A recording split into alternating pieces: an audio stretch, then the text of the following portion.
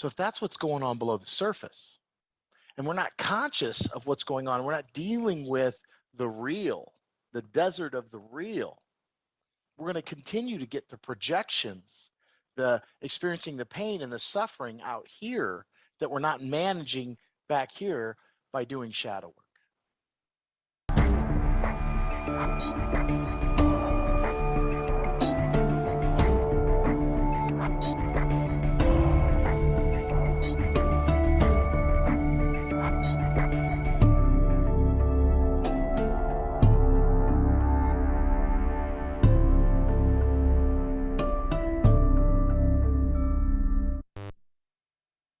Welcome everybody. Hold on here. We are now streaming live to YouTube. This is a first. So bear with me while I try to figure this all out in a way that works. But let's get started so that we can get started, I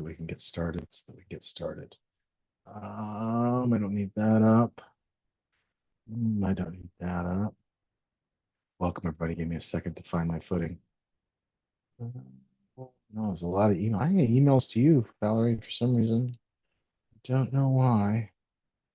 A bunch of emails to you. Here comes Shar. Here we go. Yeah, a bunch of emails.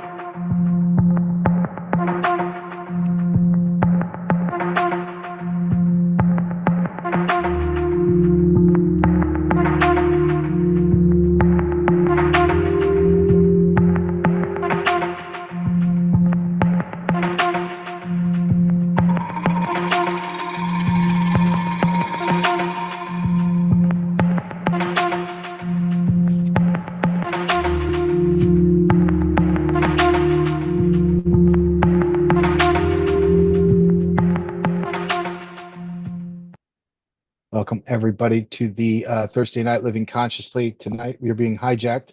It is January 1st, and for those that you that know, every year I have, for the past 3 or 4 years, I have developed what's called a living inquiry, and I've allowed that inquiry to unpack inside of me. And for the past couple of years, been sharing that with the tribe. I'll get the notes up here so that I can. Should just go right over, shouldn't it? Should just go right over. There we go. Oh, bear with me. I'm brand new here. So every year we've had this living inquiry that I've been using, and recently we've found that it works really well in a group setting, and more importantly, this has become a cornerstone. So happy New Year, Stephen Twig. I want to welcome you to the 2026. You could be doing a lot of things right now. And so I appreciate you taking the time out to sit with us, to sit in tribe. If you've done a living inquiry before, put in the chat whether you've done an inquiry, how long you've been doing it, so on and so forth. That's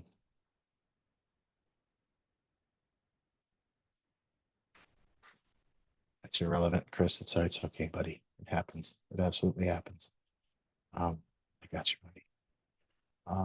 So I'm not sure. That's a great question. I don't know, Kelly. The YouTube link, that I do not know, but I do know right now it looks like we are streaming live right now into the Mastering Change YouTube page, whatever that means. I just logged in and hit send. So if you're listening now from YouTube, we'll get to questions in a second if you should have any questions.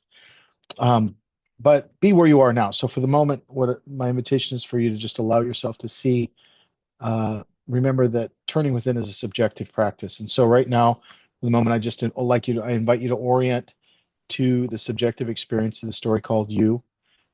Just kind of allow yourself to center into your body, be in your room, maybe look around the room, notice something. It's hard when we've been in a room for any length of time, but notice something that maybe you didn't notice before.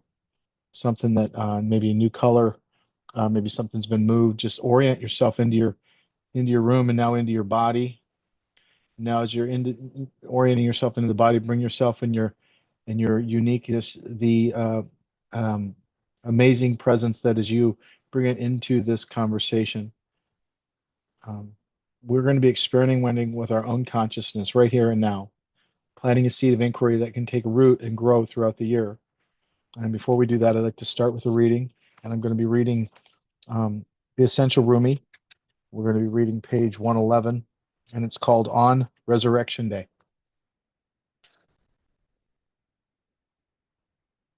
On Resurrection Day, your body testifies against you. Your hand says, I stole money. Your lips, I said meanness. Your feet, I went to where I shouldn't. Your genitals, me too. They will make your praying sound hypocritical. Let the body's doing speak openly now, without your saying a word, as a student walking behind a teacher that says, this one knows more clearly than I the way. This place is a dream. Only a sleeper considers it real. Then death comes like dawn, and you wake up laughing at what you thought was your grief. But there's a difference with this dream. Everything cruel and unconscious done in the illusion of the present world, all that does not fade away at the death waking. It stays, and it must be interpreted. All the mean laughing, all the quick sexual wanting, those torn coats of Joseph, they change into powerful wolves that you must face. The retaliation that sometimes comes now, the swift payback hit, is just a boy's game to what the other will be. In this groggy time we live, this is what it's like. A man goes to sleep in a town where he's always lived, and he dreams that he's living in another town. In the dream, he doesn't remember the town he's sleeping in his bed in. He believes the reality of the dream town. The world is this kind of sleep. The dust of many crumbled cities settles over us like a forgetful doze. But we're older than those cities. We began as a mineral. We emerged into plant life and into the animal state, and then into being a human being.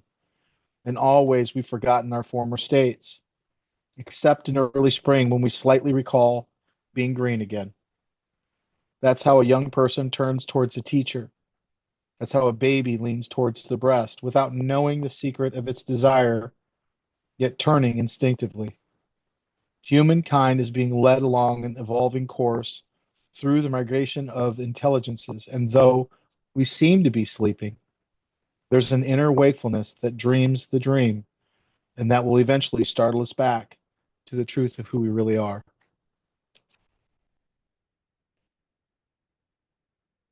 If you could let in anybody that's in the thing so I could just keep rolling, that would be great. Over the last quarter century, I've had a mission.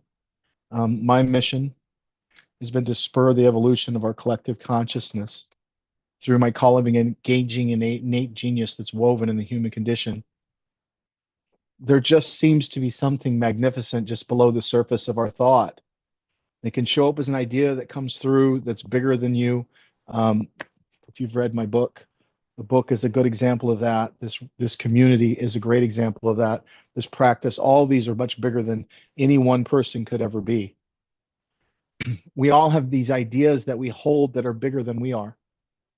And holding a living inquiry is the core pillar in our turning within practice, and it attempts to engage with and really entertain those deeper than surface ideas by using what we might call, maybe playfully, our ponder muscle. In a fast-paced world, we often neglect the art of deep reflection. We tend to get stuck on the surface of life. We are rewarded for thinking quickly. We are taught to make quick decisions. We're taught that discernment is quick and it needs to be rapid. And sometimes that ends up being the detriment. Living inquiry helps us exercise the capacity for conscious, soulful thinking. By holding an inquiry in the heart and mind, we strengthen our ability to think at depth. Mental fitness exercise really that brings us ever increasing levels of awareness to our inner life. The emphasis is on the experience in the present moment. Turning within is the subjective practice. All depth work is really, all shadow work is, breath work is. If you do medicine work, all these forms of depth work are a subjective practice. They can only be experienced. They can't be talked about, not in a way that's effective. And with a living inquiry, each session is not just an inner narrative session where you're talking to yourself, but an initiation of the inquiry itself, which creates an in-the-moment exploration, a kind of a in-theater experience of evolution as it unfolds within you. It's done in a way that is time-oriented. Usually you can do it for a week, a month, We're going to start a new tip January 6th. It's going to last 14 weeks. Every inquiry can last a certain length of time, but it is time oriented. And the reason why is because it gives us the ability for the mind to have bookends. The mind requires these bookends to be able to make any kind of movement. It's imagine that these are the boundaries, the warrior that holds each gate closed so that the mind can do what it needs to do inside of it. They're carried with soft hands. You're going to hear me talk about compassionate responsibility. Break that word down. Compassionate response ability. Most people aren't very compassionate with themselves and they lose the ability to respond. They react. It's, living inquiry should be deceptively simple yet powerful.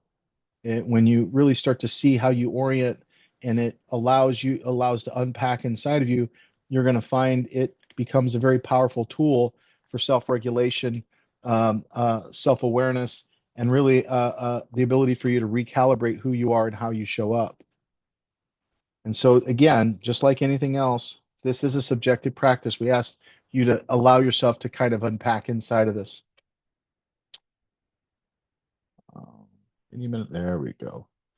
Whether you're new to these ideas or you've had years of practice, you're going to be invited to approach this with beginner's mind. Each inquiry should, in and of itself, be taught as though you're looking at a blank blackboard or a blank whiteboard where it's just an empty slate and you're allowing whatever comes out of you into it. If we start off with a whiteboard that is full, what ends up happening is now we've got a color in between the spaces, which makes room for new growth very difficult, and the mind doesn't want to think new thoughts anyways. So to make it very, very easy, almost enticing for the mind to give us a new awareness, a new insight, our aim by the end of this session is that you're going to get a taste of your inner landscape. You're going to get an understanding of how the living inquiry can guide you year to year. Kind of left this up. It didn't really get clear on this for some folks, and they had a lot of difficulty last year. So I think that if I give you a few examples of other people's inquiries that they've used over the past couple of years, as well as some that I know people are working on this year, I think you might be able to get a better understanding. And then that'll help you develop a personal, meaningful inquiry that you can carry forward into your year. Through that, you're going to get a sense of support from the community that you can use to practice should you wish to continue deeper. This process empowers you to carry the inquiry independently in your daily life while also offering an invitation to ongoing support for those who desire it. This is not meant to be a sales pitch by any means. There's nothing here to sell you. We're going to give you this process, and I'm going to urge you to carry it moving forward to help stir on and to continue to develop your inner landscape. So there's a lot of different wisdom traditions this is built on. In Christian contemplative tradition, we look at the Father Thomas Keating, who focuses on the centering prayer. He teaches a small method to anchor awareness. He describes it as a receptive method of silent prayer, a prayer in which we experience God's presence within us, closer than breathing, closer than thinking, closer than consciousness itself. Imagine if God were so close to you that you kept overlooking God. This is really the perspective that Father Keating suggests that take in a centering or in a contemplative tradition. It's a centering, it's an anchoring practice that allows you to get centered in the inner landscape by trusting that God is right here. In Zen Buddhism, practitioners are given koans, which are these paradoxical questions or stories to help them meditate or focus their consciousness. Unlike a riddle, a koan isn't meant to be solved by the logical mind. It's meant to unsettle our usual thinking and provoke some sort of liberation or awakening within us. Koans often have no straightforward answer, but living with a koan kind of opens a gate below the surface of your thought. The practitioner might carry a koan again for a day, months, years, always returning to it over and over, letting it really permeate into their consciousness, allowing it to take root in the soil of their being and really start to branch up from there.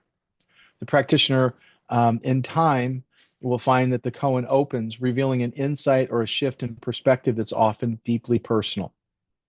In Sufi tradition, a similar principle is at work. Sufism places great emphasis on the heart's knowing and direct experience. As one Sufi source explains, the path is about really uncovering the potentials of love, of insight and courage that lie within each individual. In practical terms, a Sufi might hold a remembrance or a powerful question like, who am I in the eyes of God? Or what am I surrendering to? And let that inquiry percolate in their heart.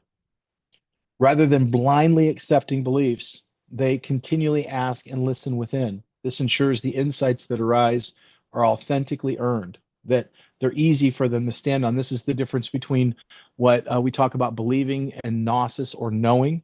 When the understanding comes from within, by asking that question, it ensures that they have the ability, it can grow in them. It takes root in the depth of them. Just as in our earlier stuff, taking root in the lived experience, we might say the heart becomes the guide in Sufi inquiry. Just as the koan is the guide in Zen Buddhism, both lead us beyond this superficial understanding and really back into a lived truth of reality. A living inquiry is a question or orientation that can carry with you, not the answer, but to be lived from. It's something you return to in real moments of stress, conflict, and uncertainty that help you slow down, reorient, and really respond with awareness instead of reacting on autopilot. Unlike advice or affirmations, a living inquiry isn't about fixing yourself. It's about staying present long enough for your clarity to emerge. So what is a living inquiry? Now that you've kind of got a working question and an understanding, oh, we didn't even get to that, did we? So it's really an orientation, an investigation of your beingness. So there's several things that we really want to look at when we look at what the structure of it is. First off, we want it to be an orientation, not an investigation of your being. And what that means is this isn't a question to be solved. So sometimes people will come and they'll want a new car, or they'll want a better job, or they'll want to solve some external problem in the outside world, and that's maintaining circumstances. We're not trying to maintain circumstances with a living inquiry. This is, if you had no problems, where would you ponder? What would be the growth edge that you would operate from? This isn't about fixing a problem. This is about growing who you are, growing your beingness. It's a state of orientation. What I mean is that you want to find a place in your interior landscape that's worth orienting from. It should be answered to the question in your open-ended but positive way. In other words, why am I always anxious? You might say, what would it be like to orient from a place of peace in my daily life? You want to make it something that invites exploration, orientation, and calibration rather than self-criticism. Kind of ask yourself, look at your life, and look at the places where you suffer, and look at where you criticize yourself or others. When you're in a criticism state, are you in a positive state? Is there anything that happens when you're criticizing either yourself or others that you would consider a positive or a state of grace? We're going to again ask for this compassionate responsibility. If I'm criticizing myself, if I'm using the living inquiry to criticize myself, then it's highly likely that you're doing the same thing that you were doing to yourself, which is causing you the problem that you're trying to solve to begin with. You have to give yourself compassionate responsibility. When you're criticized, you tend to cringe. It's almost like you're taking a hit. And when we do that, we tend to recoil. And when I'm recoil, I'm pulled back, and so above, so below, so within, so without. If I'm cringed in like this, then I'm not open. I'm not seeing what else there is. I'm going off of what I already know. I'm trying to survive the inside of the structure. James Carson, Finite and Infinite Games, says the difference between a finite and an infinite game is that a finite game has boundaries, where the infinite game is always looking at the horizon. When I'm in cringe mode, I'm focused on the things that I need to do to survive. I'm inside the boundaries. I'm no more allowing myself the opportunity to expand my perception. I'm locked up in the subjective experience of the story called Stephen. So it has to be a state of orientation that gives you compassionate responsibility. And as you're moving through, you're going to want to rework your inquiry until it kind of feels alive and intrigued. We're going to go into what I call the 4E+1 method, so that you can really integrate it in. But let me give you a couple examples. So the first one I have is one of the practitioners I've worked with. she wanted to stare into the void, which I thought was a bad idea. I've done some processes where one of my inquiries I didn't want to move through suffering anymore. I wanted to move through grace.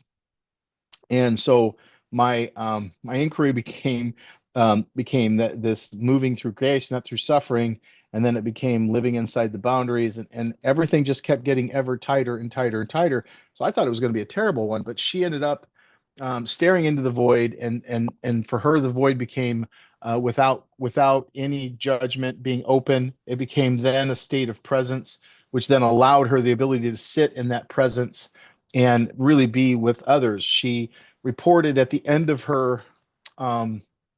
at the end of her inquiry this year, her by being willing to sit with the void and sit with the void and learn from the void and allow the unknowing to kind of teach her.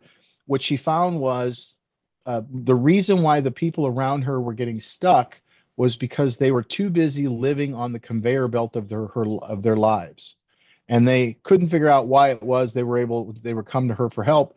They couldn't figure out why it was she was able to help them get the answer quickly, and the response was simple: because she was present. She could see where she didn't need to get from one end of thinking to the other. She didn't need to think quicker. She was already waiting for them to land where they were at so she could help them with their response. I had somebody who just recently who struggled with the living inquiry, and his goal was to not be. He didn't want to attack or somehow negatively communicate with the people he loved. He'd have moments where he would get a bit angry, and we struggled to try to get him. My initial attempt was, what would love say? Can you stand in the presence of love and react from that love? He just couldn't get that because there was too much noise. Everybody in your mind right now, just repeat the words, what would love say? And then listen. What does love say? What did love say put it in the chat? What did love say for you? Mine always says trust for some reason. I don't know why. Maybe it's because I struggle with faith. Um, Go home. It says go home. Go home. You telling me to go home? Love says go home. Love says go home.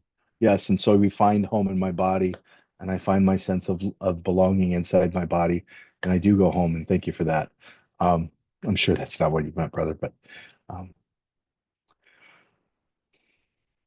and what he found was he said, I got it. He said when he went to a water park, and when he was in the water park slide that he was sliding in, for whatever reason, was 5 pounds over what he weighed, and he decided to get into it anyways. And he commenced to tell me the story of when he was stuck in a water slide, and he thought he was going to die because he's coming down the water slide faster than he should have been going. He said he come up out of the air, and he said for a moment he said I was up outside of the water slide. I just can't imagine. Could you imagine being like 6 stories up and just coming down this water slide and coming around a corner, and it didn't have one of those catch-alls. He just whoop up in the air. And he said, and for a moment I didn't know if I could land. And he said, he gave me the story about when he came down. He said in that moment what he realized was, if I live through this, we're going to have one hell of a story. And he was able to survive and even find a place of humor in this moment. He said, I don't even know if everybody knew how scared I was, but I actually thought like a serious this could be a serious experience. But he said he remembered what it felt like to be in the air and give up faith. And Thomas Keating says deep faith is paranoia turned inside out. And just imagine what that must have been like for him. He said, and I just knew that if I got through it, that we would be able to tell stories and we would be able to bond and connect. I said, that's what love says. His love was showing him something in that, where holding on to that perspective of watching the horizon and knowing that when I get through this, should I get through this, it's going to be one hell of a story kind of thing. That was his moment, and holding on to that and anchoring that moment, and then choosing to cultivate a life from that sense of grace and faith, and do that over the course of the year to see what that will do when he unpacks that inside of himself. It's and to be clear, it's not about a living inquiry isn't something that you're going to hold on to in your mind, and then you're just going to hold on to it whenever you can. No, no, no. When your mind reminds you, you run the inquiry. When you think, oh yes, that's right, I'm practicing. It's not just about when you're at you're 5 stories up, coming down the water slide, and then it's like I need to practice having faith. No, no, no. It's about practicing that position, especially when it's difficult. But even when it's not, you got to kind of build up the muscle, got to build up the orientation to it. And there's ways that you can kind of support this. We're going to go into the 4E+1. You're going to write it down. You're going to live in it. In other words, live in it. Live with the question. Don't rush to answer it. Remember, the goal is not to answer your question quickly, but to live it. You're going to allow yourself not to know the answer fully. In fact, you kind of want to cherish the not knowing.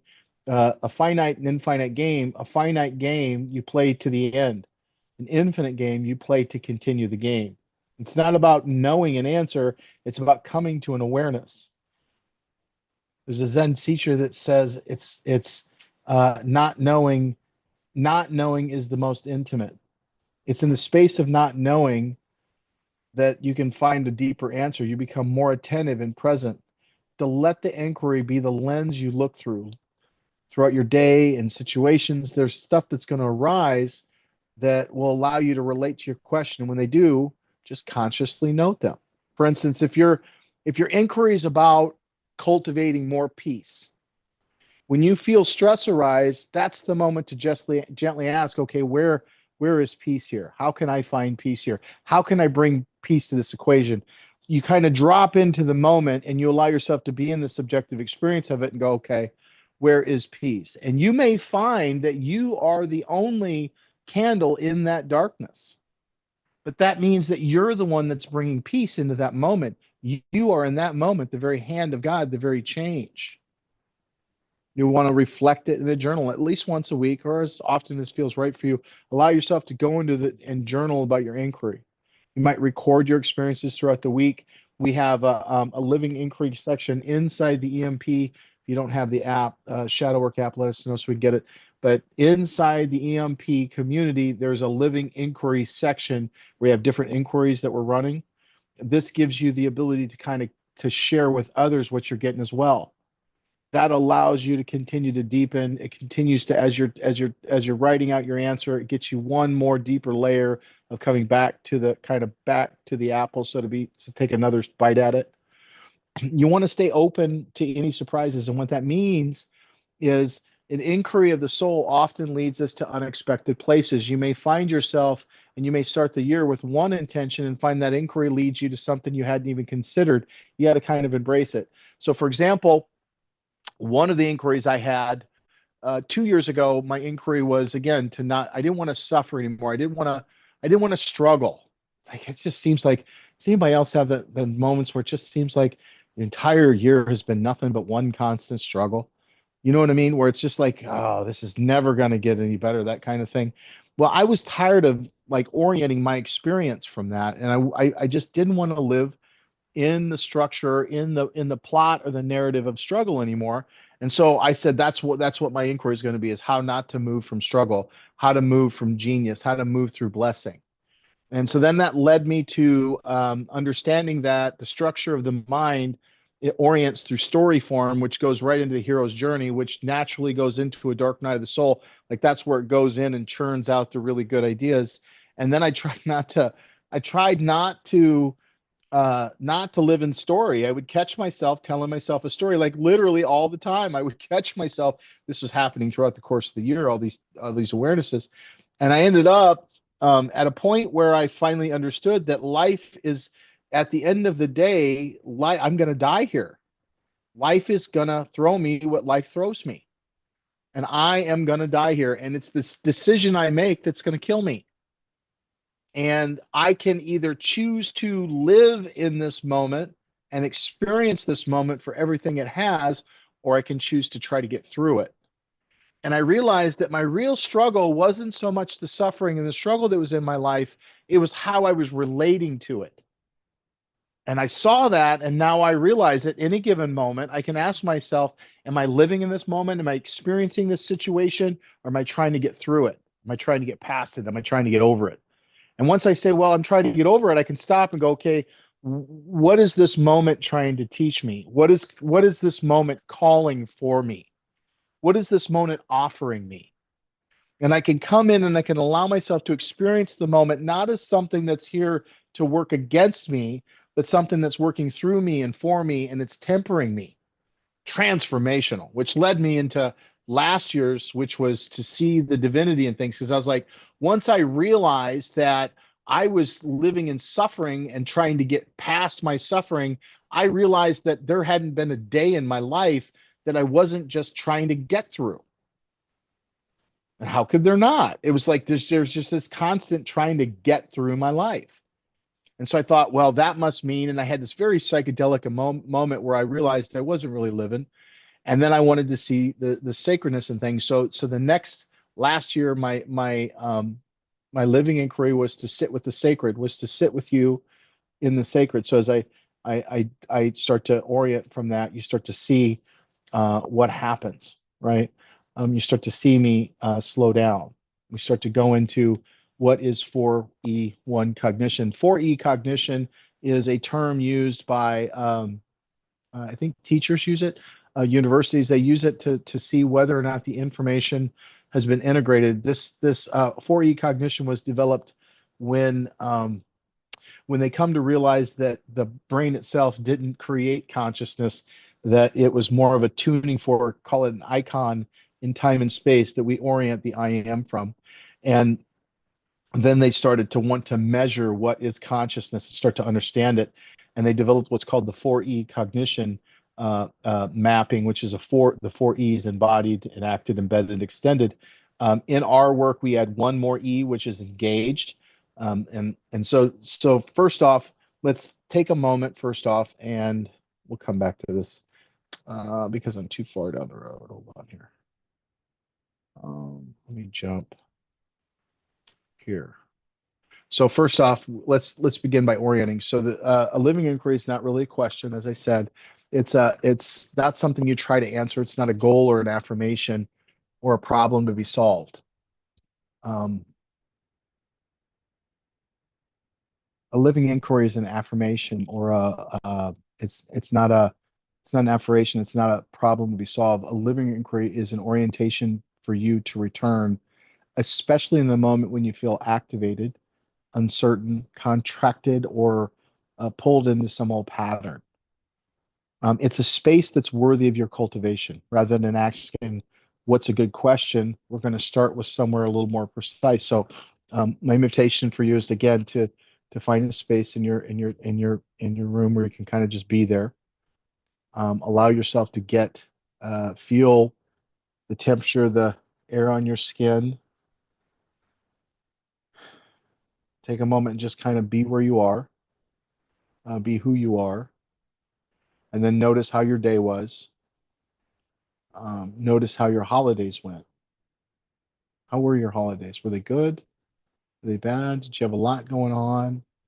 Is there a lot of insanity around you? Usually during the holidays, there could be a little bit of insanity. Just take a moment and kind of let your attention go to the places in your life where your interior landscape, you sense you kind of tighten up, where in your interior landscape you tighten, you rush, you maybe over control, maybe you collapse or brace, or you disappear, disengage. Place where you react in ways that don't feel like your truest self. These moments aren't failures, they're doorways. They're moments where you can see how programming has taken you over and where it might be a valuable place for you to expand or evolve. Just look at those moments and notice where you lose your agency in those moments. Now, in those moments, find a place where that pattern was active, a time when things kind of moved too fast for you, or you felt overwhelmed, out of control, whatever it is. You were thinking, none of your thinking would help. But a time when, like your your water slide moment where your system went into motion on its own, where you just let go and said trust, or maybe you allowed faith to come in the room. Some bigger part of you came online. And notice where you were at that moment. Notice where it impacted you, how it impacted you. What is your water slide moment?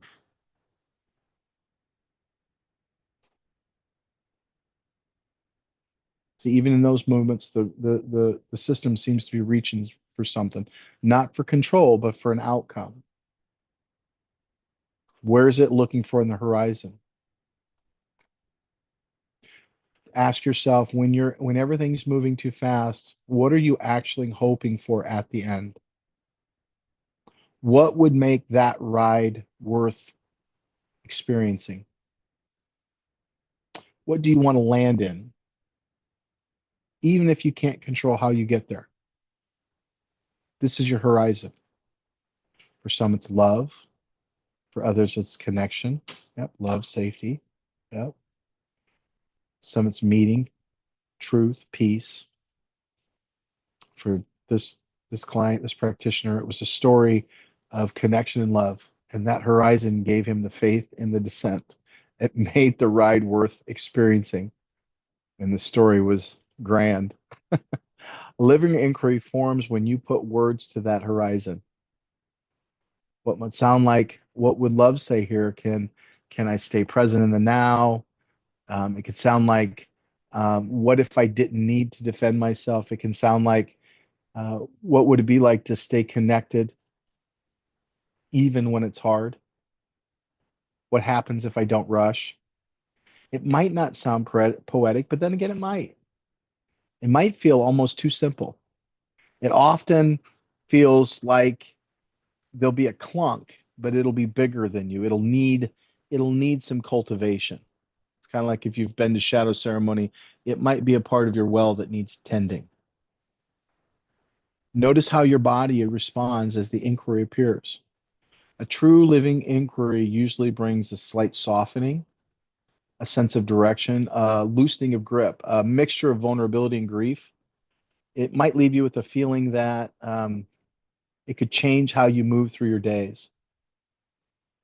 If several of these arise, don't analyze them. Choose the one that feels like it could meet you in motion, not just in reflection. Something that would make you expand as you reached into it. This will be your living inquiry for the year. Write it down. Just write down whatever you came up with. Again, you're not trying to resolve it. You're not trying to solve something. You're practicing living from inside of it. You're going to practice returning to it when life speeds up. And you're going to practice touching it when things are calm. You're going to let it unpack inside of you. These, in the moments of difficulty, you're going to let it pack inside of you, and you're going to see how much cultivation you've already brought to it. And then you're going to continue to find in moments of ease or moments where you find yourself just pondering, you're going to take it on. I'm going to go through the 4 E's in a minute. You're going to bring it online. You just kind of roll around in it. And as you roll around in it, you're going to hold on to it with soft hands and let it expand and grow inside of you. And over time, it'll teach you, not through the answers, but through your experience itself. This practice is a subjective experience. It requires taking the subjective process, the subjective practice of going into the face of something and living in it. A living inquiry is not about slowing life down. It's about knowing where you're headed when you can't. It's not about fixing the problem. It's about realizing that you exist way beyond what the problem could ever be. Let's pause for a moment and let's look. Does anybody have questions so far? I'll bring you up here. I can't see everybody. Bring this down. Bring you up. Does anybody have a question or an inquiry they'd like to share before we go into the 4E+1?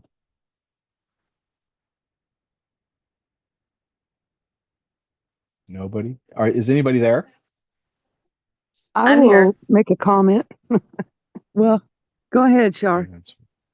What you could share?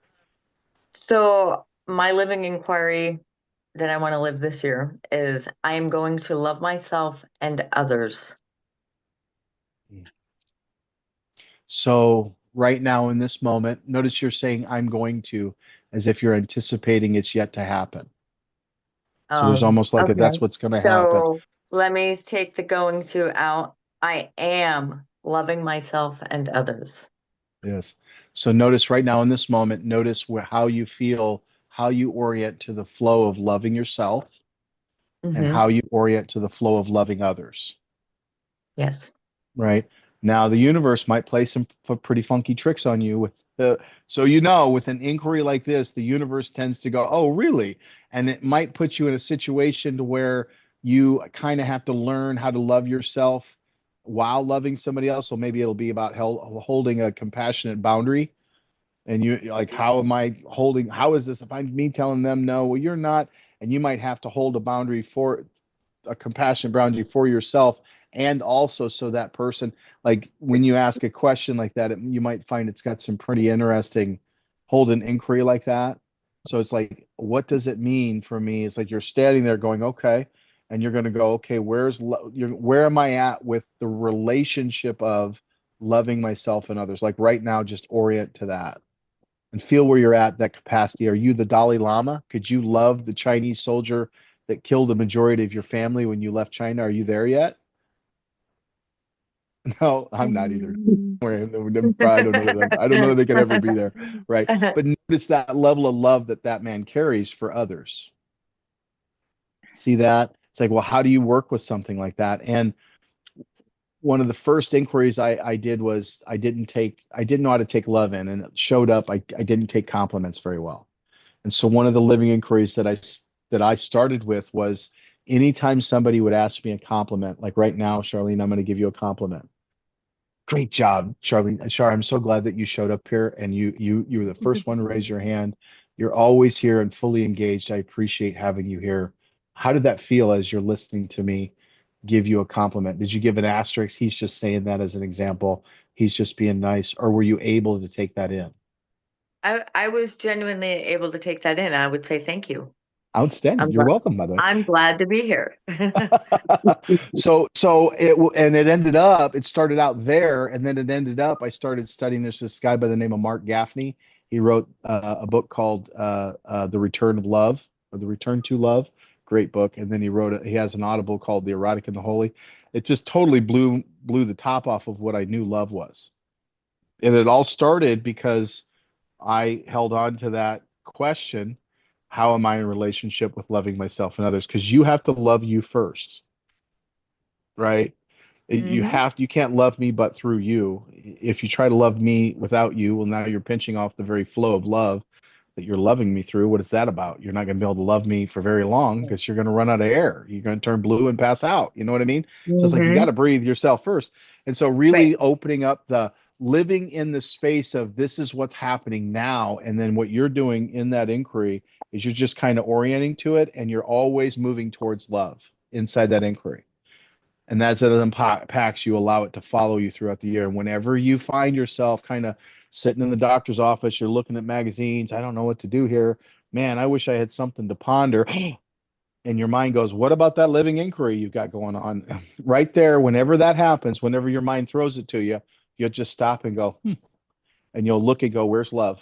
And you'll allow yourself to just kind of be aware of your presence around love, and continue to grow and cultivate from that space. It's a great one. That's a good one. I look forward to hearing how it went next year Okay. as you hold on to it. Yeah. Yes. Thank you. Did you have a question? No, no question. Well, thanks for sharing. Happy New Year. Nanette, did you have a question or a statement?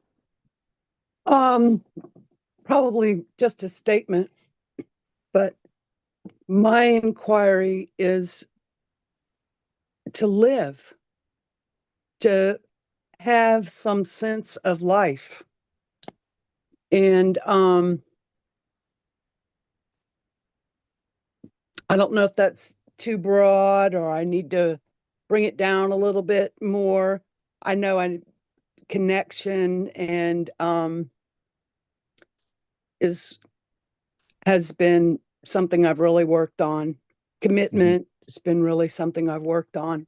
Mhm. But And this year you really want to experience living.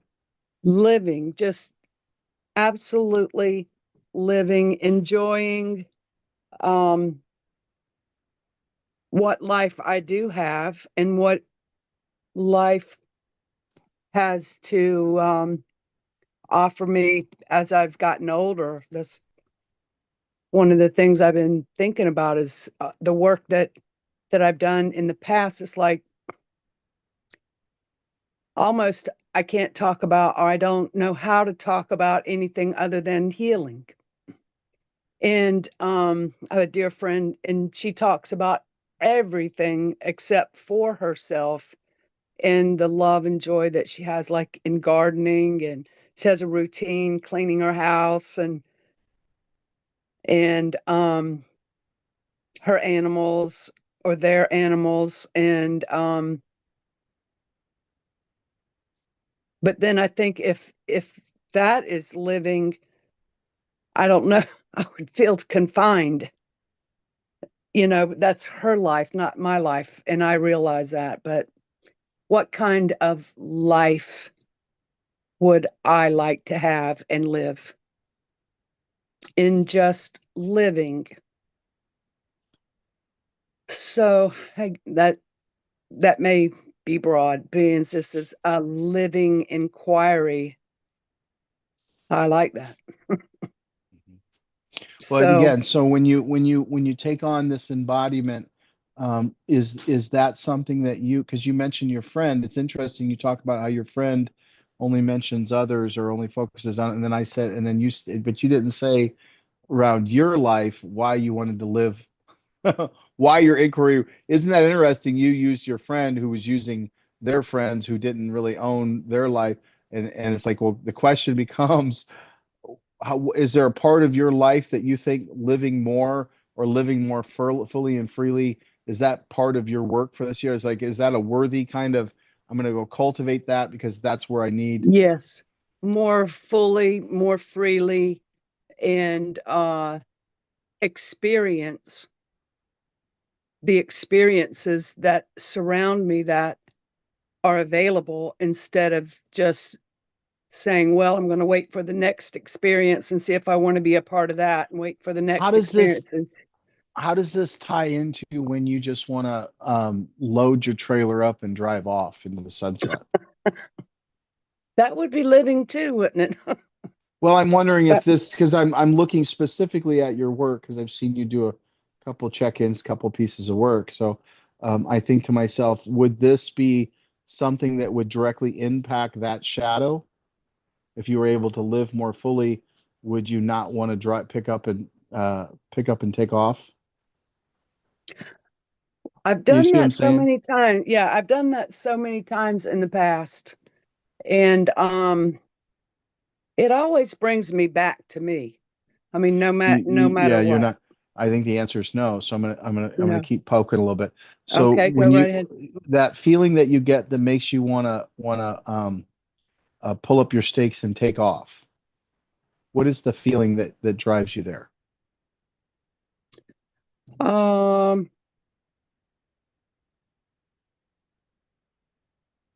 Looking for the greener grass on the other side of the pasture, so to speak. So you're looking for Something's going greener to be grass. better. Yeah, Something's going to be better. So that's so right. notice that you're looking for something over there to be better. That's right. And it's not Okay. there. Okay. And where is it? It's within me. It's It's right what here. I create. That's right. It's exact. It's right here. And if you're That's creating right. an awareness of the grass is greener on the other side, then you always have to set up a space where you're always looking at the grass to be greener on the That's other side. exactly right.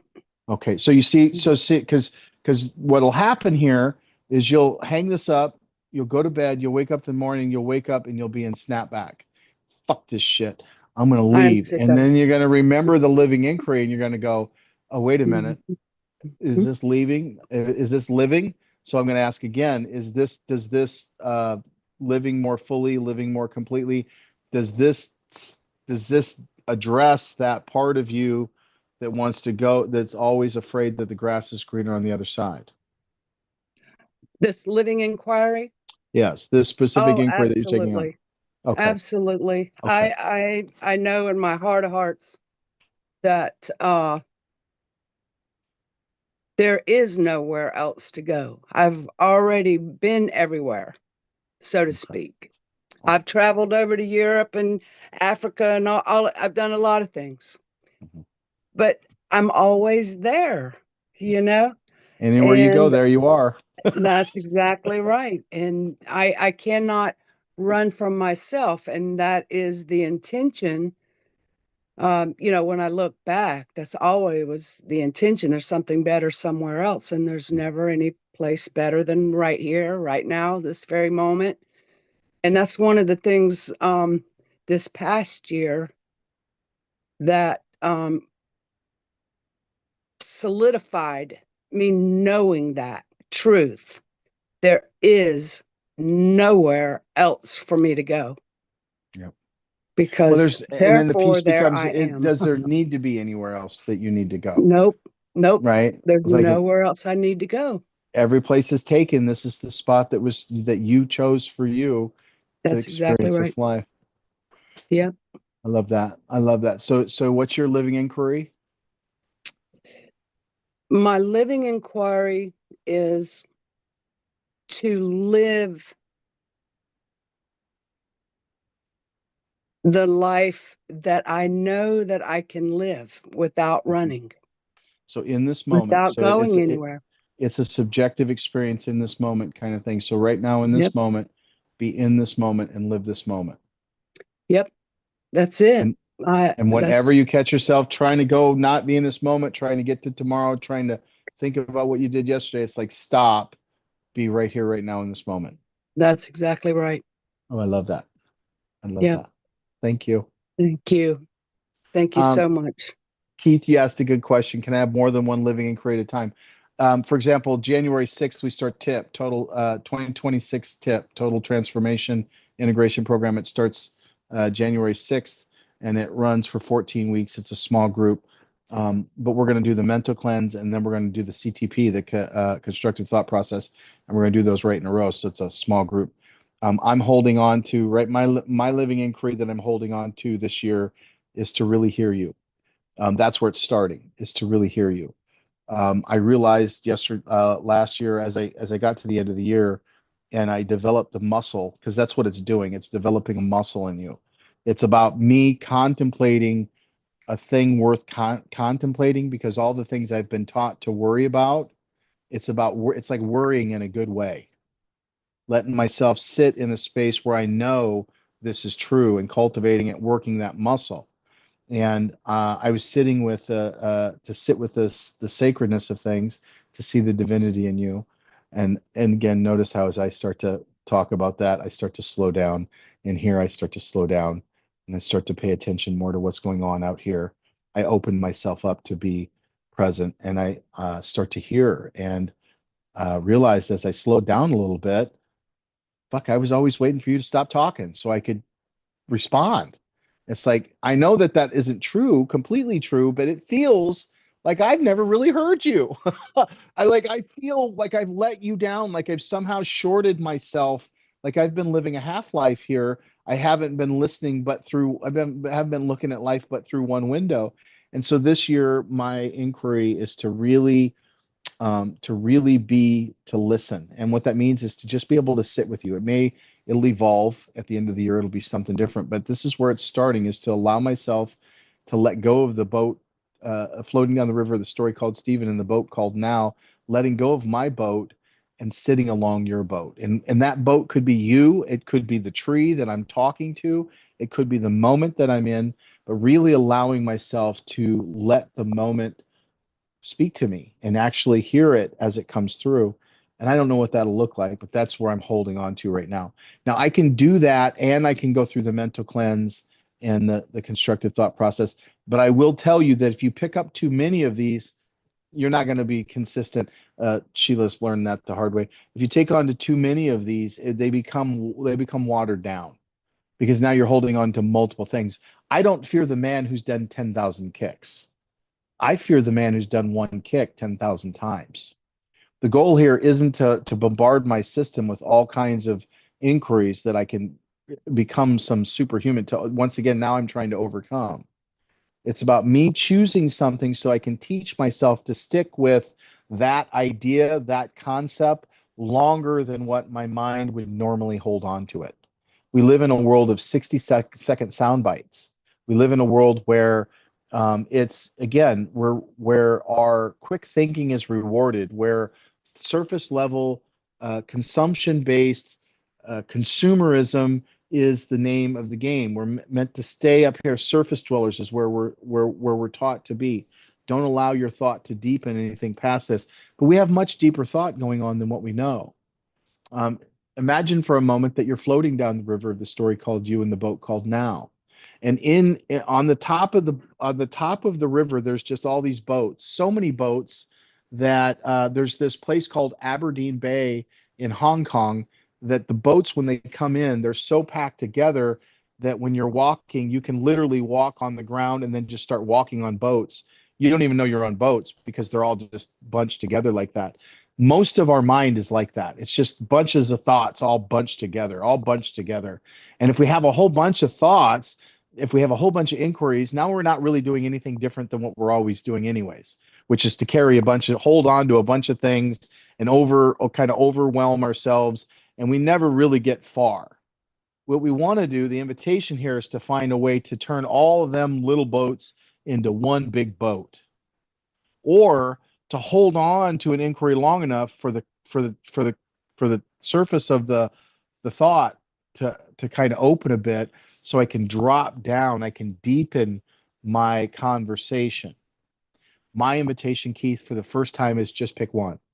Just pick one, and notice in your body if it's difficult for you to just pick one. It's like, oh, do you feel like you got to get it all at once? Do you feel like you got to solve the whole equation right now?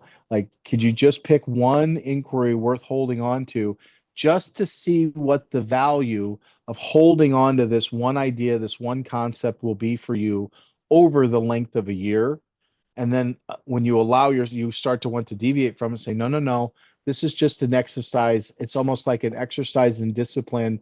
I'm going to stick with this inquiry. I'm going to let this inquiry really unpack inside of me and see what happens.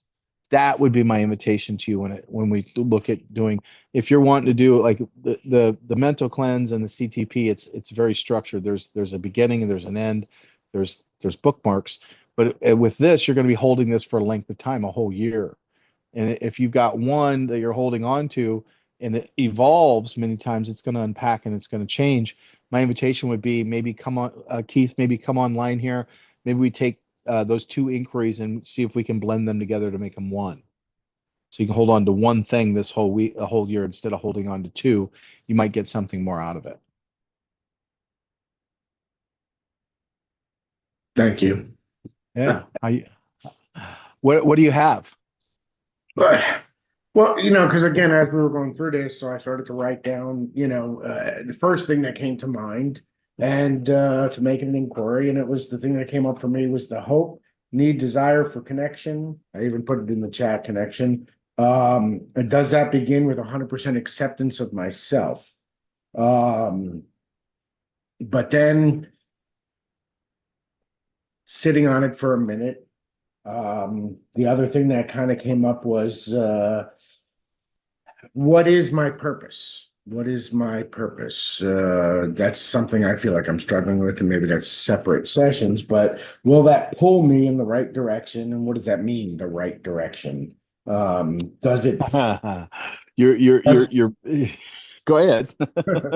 does it fulfill, or will it feel fulfilling? That's just what I wrote down. So, and then I was like, well, okay, well, these are two good items. I don't know if they could be merged, as you were saying, perhaps, but then I was like, okay, do I need to choose one, or, and it wasn't multiple. Like you in your discussion, you were talking about like, oh, if there's too many, and I was like, okay, no, I get that. Too many definitely would dilute. Right. But is there room for maybe two, or like you said, maybe figure out a way to merge them? Well, we start to talk about connection, and then I start to think about purpose. And when you say connection, what was that? What was the connection one again? What I wrote down was the hope, need, desire for connection. And does that begin with 100% acceptance of myself? Well, I want to be clear. If there's some part of you that struggles with acceptance of yourself, you will project that onto me and think that I'm the one that's not accepting you. Because if you, the mind doesn't, it wants to protect itself from that, so it'll hold on to that feeling of lack of acceptance, and then to wrestle with it, it'll put you in situations to where you can stand there and go, yeah, look at you, look at the way you're judging me. And what you're feeling is that judgment that you're holding for yourself for lack of acceptance, and then you're seeing it projected on the external. It's like, thank you, mind, for this system that you've given us to kind of write. So do you struggle with self-acceptance? Sure. Yeah. Yeah. And if you struggle with self-acceptance and you've accepted that something is your purpose and you struggle with self-acceptance, will you really be able to accept that that purpose is legitimate? Does that make sense? If this is who I am, and because my purpose, your purpose is your purpose is your purpose. A dog doesn't try to be a dog. A cat doesn't try to be a cat. You know what I mean? An apple tree doesn't try to make apples. It makes apples. An orange tree doesn't try to make oranges. It makes oranges. Keith doesn't try to Keith. Keith Keiths. You know what I mean? Like, you're on purpose all the time. The question becomes, what is the purpose that you're on? And if you don't trust yourself or you don't accept yourself, then there's some part of you. And again, I don't know this. I'm throwing darts at dartboards in rooms that are pitch black, right? But my judgment is that you would struggle with any purpose that you claimed is yours because you have trouble with accepting your inner voice, anyways. So I wonder if you could kind of work on, like you said, 2 separate sessions. You looking at both of those, you could say, learning to accept who you are would probably, in my humble opinion, be an easier way for you to find your purpose. Because my judgment is that if I could find a purpose, maybe I could accept myself. Does that sound right? You know, And yeah, thinking on it, yeah. right. And you block yourself from seeing how magnificent you really are. And then when you do that, then everybody around you suffers, including yourself, because you are your primary relationship. And if you won't accept yourself, you probably are overly accepting of others, but at the same time, you find that you have this weird relationship with acceptance with other people as well. It's like there's this weird juxtaposition where I can accept anybody, but then it's like you struggle with all of that. And it's all around this acceptance piece. Do you feel accepted when you're in this group? Yes. Yep. And are there times when we can see where you're orienting from the anticipation of lack of acceptance being something that's going to kind of sink the ship? Like, I'm not going to get accepted here. I don't know why these people I don't know why I came. I don't know why I came to this movie theater. Nobody ever likes me at this movie theater, kind of thing. Do you find yourself running that tape in your head? Sure, at times, yeah. Yeah. Hmm. So you know what acceptance tastes like, and have you ever found yourself in a moment where you didn't think you were being accepted when you realized that you really were? Yes. Yes. So you do see that the acceptance game that you play with yourself isn't necessarily true. Right. Okay, Yeah. good. Yeah, so we know that. So now we got the kink in the armor, right? So there's the kink in the armor right there, where it's like, now I know, I tell myself, and you do that, thank you, mind, for keeping me safe, right? Better I think that I'm not accepted than for me to actually feel that. But then how does that make you feel on the end if you just run around all day assuming that nobody will accept you? Yeah, I think about it the other way. I think about historically in my life when I've had something that I was just driven for. Just it was a purpose. I just like I had something in my, like that I wanted to accomplish, I wanted to achieve, I wanted something I was passionate about. I didn't worry about the acceptance because I was just living in that what I wanted. So you were just on purpose. I was just on purpose. Ah, And interesting. And what I realized retrospectively, like people respected that. That was people were like, oh, you're that guy. You're the one that's doing. You're like, they appreciated that. No, there was no not accepting of me because of that. So you in those moments, purpose gave you acceptance. But I didn't even think about it like that at the time. No, you weren't aiming for it. Right. I was just on point of whatever it was that I was striving towards on that. Well, let on me be that. clear. So are you then thinking that if I was more clear and had a purpose, I would be more accept? Well, now I'm thinking like that. Yeah, maybe. Now you're thinking like that. That is an interesting awareness. See, notice just unpacking it right here. It's like, huh, I never really noticed that before until just now. These are the moments that living inquiry unlocks in you, the ability to start to, well, I never noticed that I did that. I guess I did do that, didn't I? Huh. And so when you're on purpose, then acceptance isn't even on the table. Correct? Yeah, correct. I don't. It becomes something I don't even worry about or think about or care. Because And then by in essence, you just find yourself just in belonging around people. right. Hmm. It reminds me of somebody just shared this with me. Who was that? That was you, sweetie. You shared that about the guy, these people. This guy was doing this teaching. What was his name? Do you remember what his name was? This guy did this study, and he told people he was going to put makeup on. Some people he put makeup on, and some people he didn't. And the people that he put makeup on right before he walked out, I said, "Hang on a minute, let me fix it." And he'd wipe off the scar. He put this big nasty. He said, "We're going to put this scar on you to see how people interact with you." And so they thought they had this big nasty gash on the side of their face. And they went out, and these people, thinking that they were going out with this big nasty gash so people would treat them bad, sure enough, people treated them bad. And then there were, it's like just proves that the believing that you won't be acceptance, won't have acceptance in its very right, then separates you from the group, which then gives you the experience of lack of acceptance. So it's like when you're focused on getting acceptance. Now I wonder if for lack of I wonder in you, for lack of a purpose, you follow with acceptance. If I don't feel like I have anything to do, then I'm just trying to belong.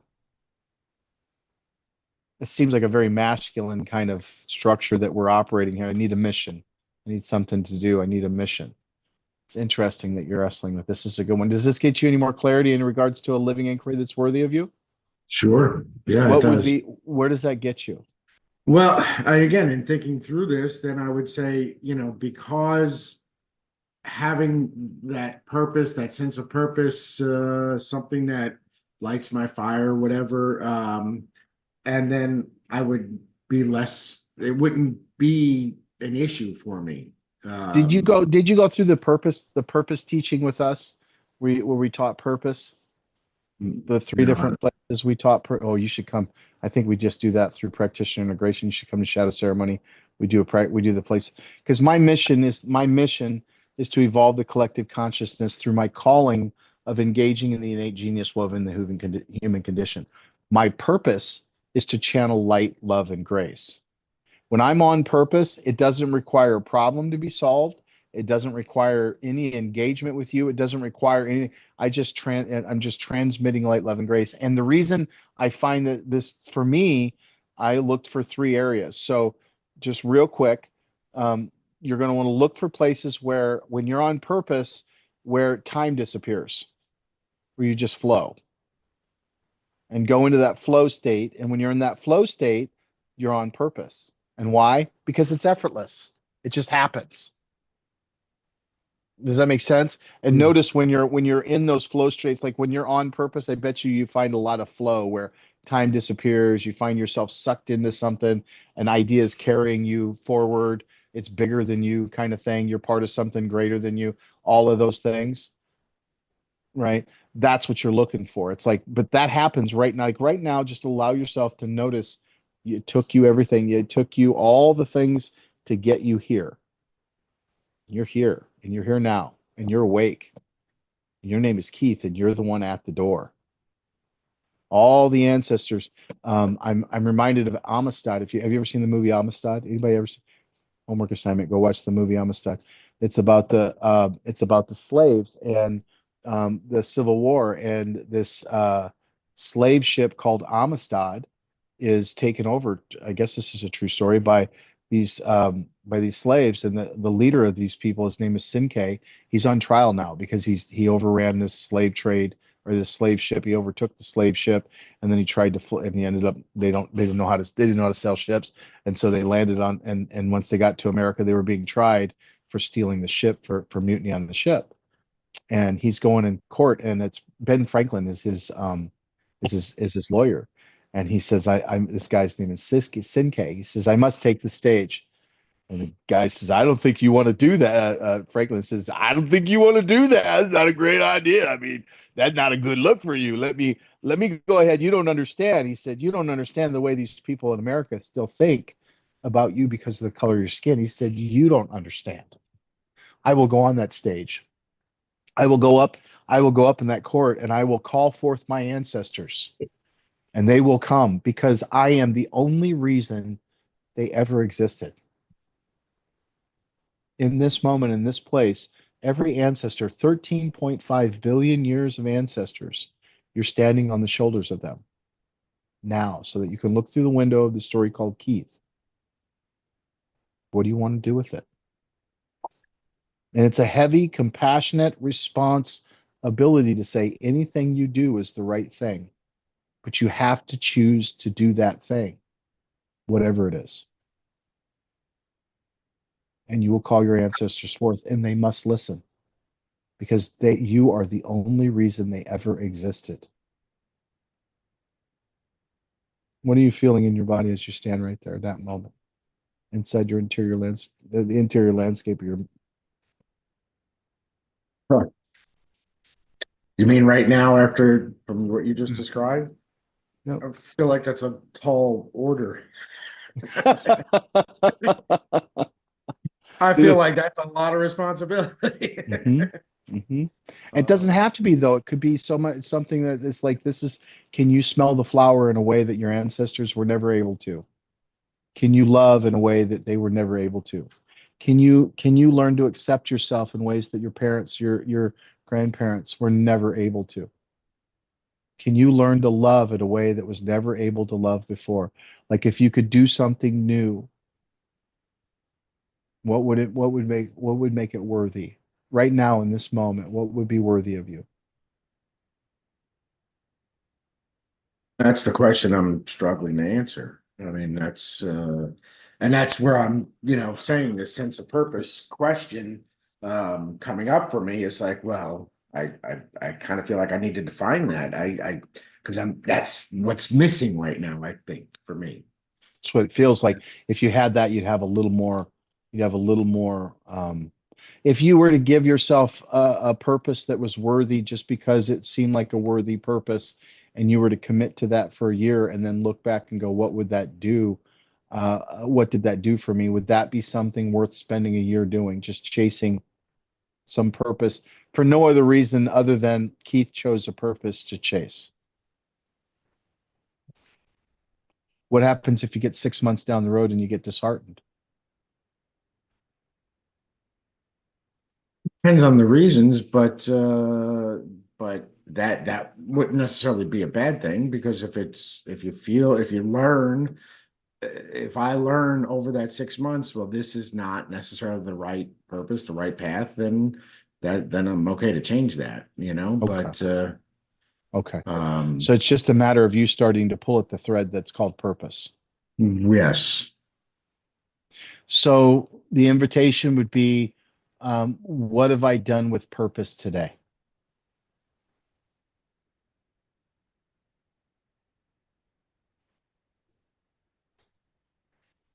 Today, what we've done is pretty much oriented that towards being the living inquiry. Yeah. I'm saying that would be at any given Of moment. the two choices that I started with. Yeah, at any given moment, you kind of just hone in on where am I at with purpose today. So I have this thing right here I call the Jaime. It used to be a much different necklace, but the necklace needs to be restrung. But I get on my knees, I say a prayer, and then a certain specific prayer. Then I put this necklace around my neck, And then I have it around my neck as a reminder so that when I'm talking to Keith and I'm like, fuck, I don't have an answer for him.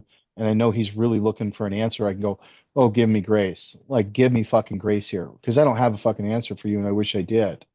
And I And I know pray. you're not supposed I to know, give, you're supposed to I know help that, brother, but I'm still holding on help because I me need to. find my answer. Exactly. Then at the end of the night, I have this habit. I don't do it anymore because of it led me. It got me here, but it won't get me there, kind of thing. I take it off and I go, what did I do today to move? Because again, I state my mission. My mission is to evolve our collective consciousness through engaging the innate genius woven in the human condition. My purpose is to channel light, love, and grace.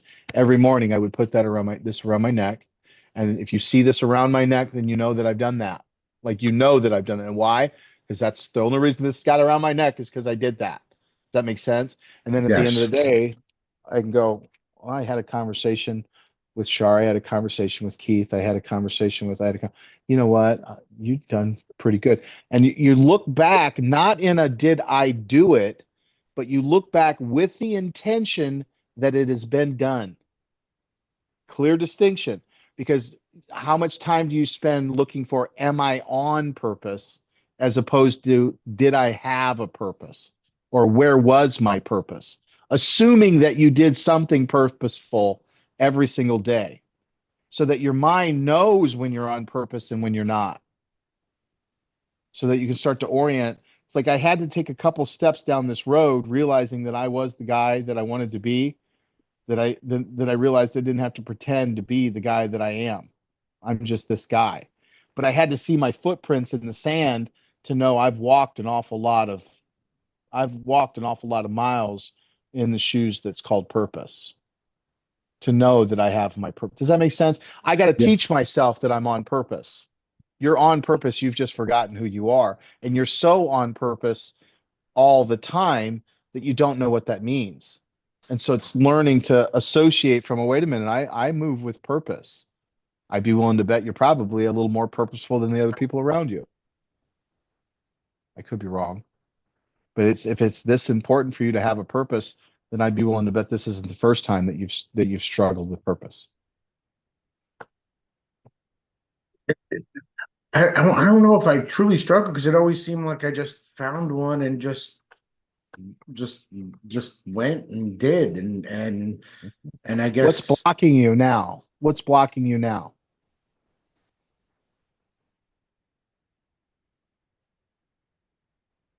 I mean that is the I- question, isn't it? Well, it is. It is. Are you looking at something and you can't quite describe it, or do you not even know what you're looking at when I say what's blocking it? Yeah, correct. I don't know. The latter of your questions. I'm not sure I, what's blocking. I'm not sure what's blocking. I'm not seeing it. I'm just Mhm. Well, what's the risk of just picking a purpose and going? okay. Seems random. I don't know. I just What's random about that? Everything in life is random. Are you a Christian? no. That's right. Okay. Did you study the Christian faith growing up? Yeah. Yes. Yes. Do you know why? Because that's just where you were fucking born. Yeah. Random, Yeah. That right? right. Most of life is random, but that doesn't make it not the right road. Purpose is choosing to be on purpose. If I choose to be on purpose, then I'm on purpose. Why? Because I get to choose my purpose always. Do you think that every person has a certain purpose they need to be on? Like you need to be on purpose. You need to find your purpose. Like somehow your purpose is out here waiting for you to find it, pick it down from a tree like an apple. Just sort of, I got some inspiration at some, and just that became the thing. Um, and even if it was not like everything about my daily living, it was it was became kind of who I was. Like I So was, now we're following inspiration. You see what we did? We just moved from purpose to inspiration. I found something that inspired me, which caused me to go on purpose, which caused me to feel like which caused me to right. exist. So now we're talking about inspiration. We're not talking about purpose. So Okay. Okay, fair. Does that make sense? Like, and Yeah. so the question becomes, where is inspiration? Because if you can find inspiration, what you just told me was if you can find inspiration, you can find purpose. Is that true?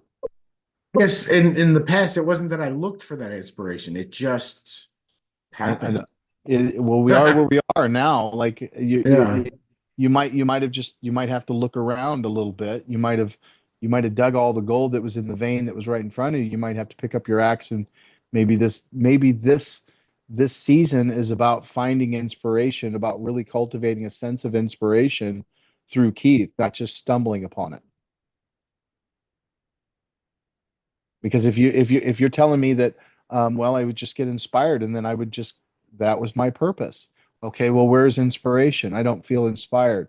Why don't I feel inspired? Well, nothing is sitting at my feet. Okay, well, good ideas are rarely stumbled upon. Usually they're chased. And I think it's time for, it's, you're worthy of getting up and chasing your inspiration. Like, you're worth that. But you'll have to get up and kind of Yeah. find stuff that's inspiring. Find somebody or something that inspires you and then step into that space. Does that, are we tracking? Oh, yeah, yeah, yeah. Okay. So where are you at with your inquiry? Are we still on purpose or did we move to inspiration? Which is easier for you to find, purpose or inspiration? Don't know. Again, I told you the inspiration I never had to look for. It just happened. Okay. Um, so, but if they're tied together, it's the same thing. It's if one leads right into the other, then that's the Either same way. thing, you know. Yep. Um, Okay. so I don't know, maybe I just have to write down 20 ideas and throw them in a jar, mix it up and pull one out and say, how does that one feel? You know? I Ah, don't let me go try this. That might know. be like, oh, I didn't like that. Oh, today's the day I try pumpkin pie. Oh, today's the day I gotta go to the gym. Like, oh, that doesn't inspire me at all. Like, that might be it. That very well may be it. And there's no telling where that takes you just in that exercise of looking for inspiration. I'm just looking for inspiration. But you have to look for it, expect, because what you said is it usually just comes to me. And I almost get this feeling like you expect it to not be there if you go look for it.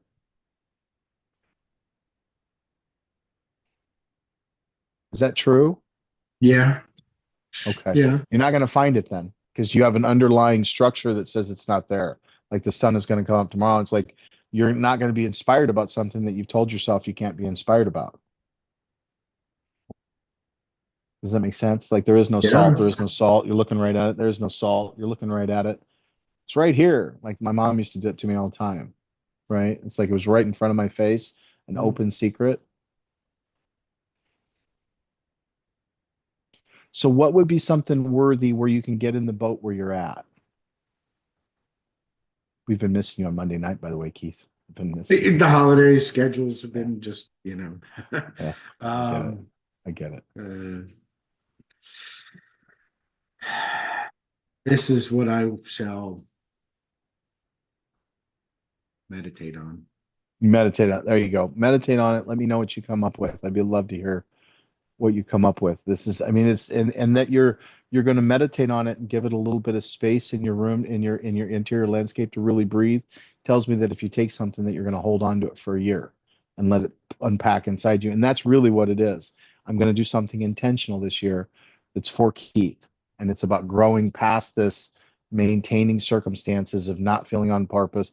No, it's like, what would all that give me? Oh, it'd give me a sense of being alive. Great.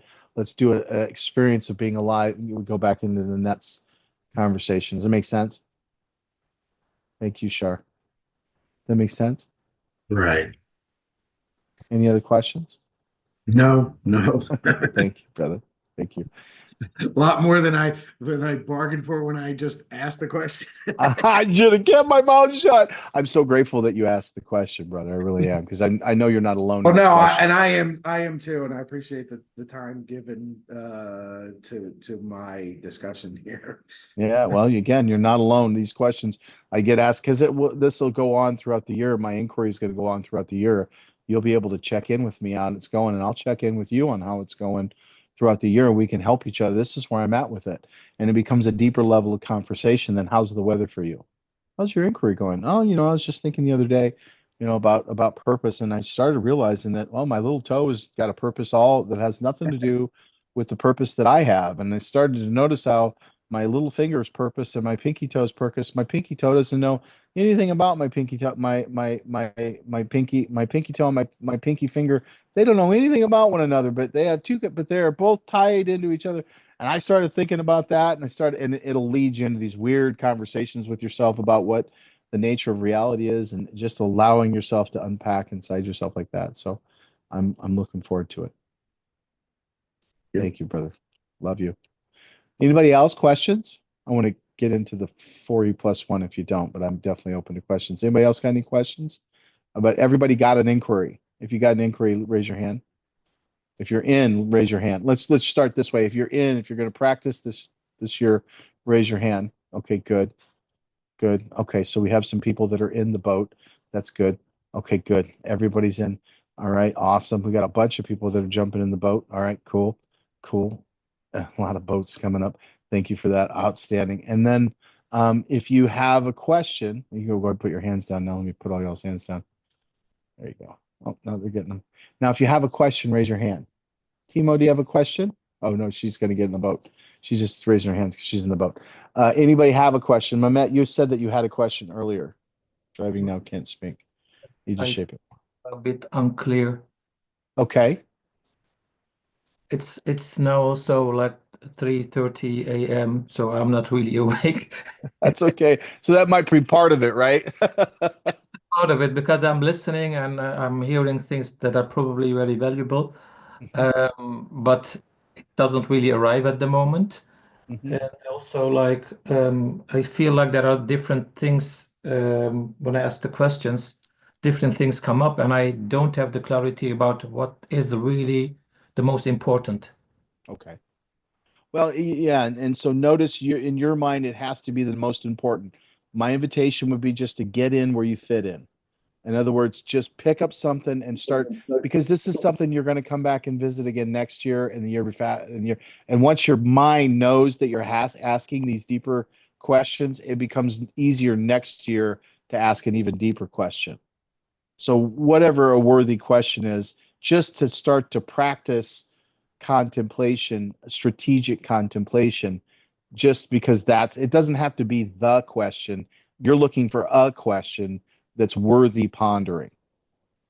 Yeah, but I the challenge is that several things come up, and I don't know, like, and they feel like related in some way or connected in some way. And then it's like, okay, I can start with that, but then I feel like, oh, this also comes up. And when I just focus a different way, then this comes up.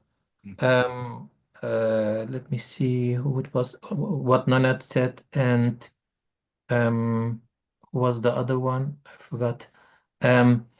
All those themes that they talked about, they were also familiar. So because there are like enough options, and I have a lot of unclarity, then it becomes difficult to focus on one thing. Yeah, this is exactly why a living inquiry will be so powerful for you, because it's like I start to let go and start to look for another thing, and this other shiny thing looks shinier than this other thing. It's really not about picking the right one. It's about being committed to digging a hole deeper than just the surface of things. This for you will be powerful, because it's like, well, you want to get to the end of the thing. Let's get to the end of the thing. There is no end to this question.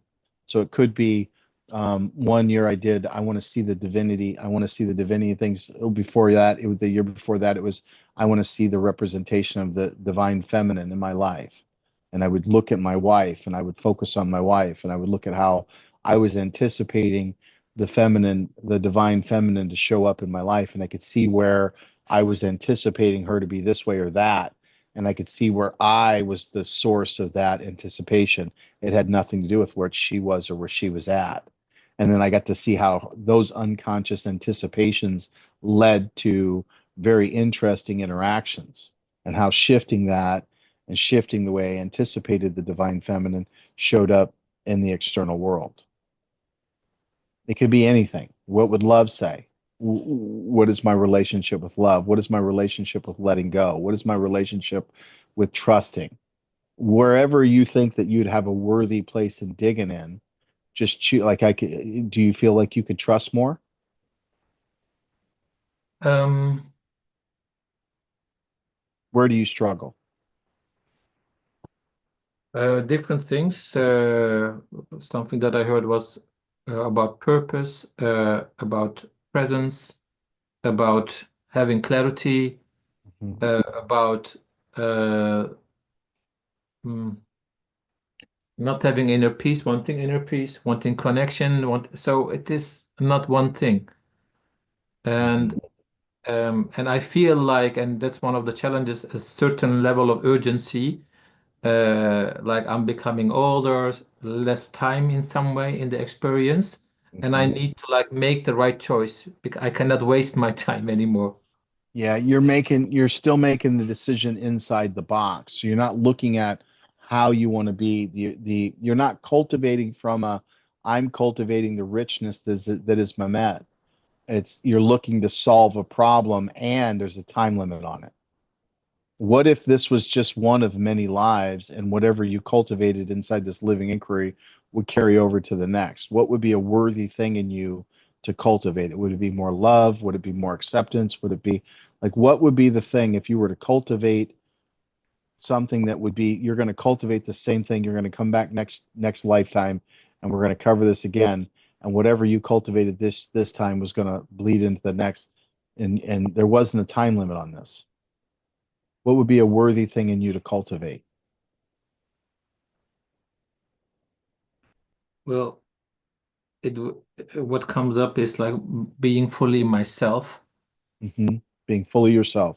And Yeah. so, and when you're being fully yourself, what is the thing that you need to cultivate to be able to be more yourself? Is it acceptance? Is it presence? Is it awareness? Like, what is the thing that you, if you were to say, okay, I need to cultivate one area of my life to be more myself?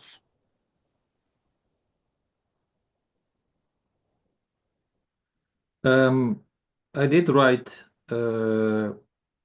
like being fully present with self and others.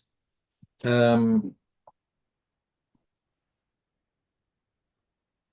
What about fully and compassionately present with myself and others?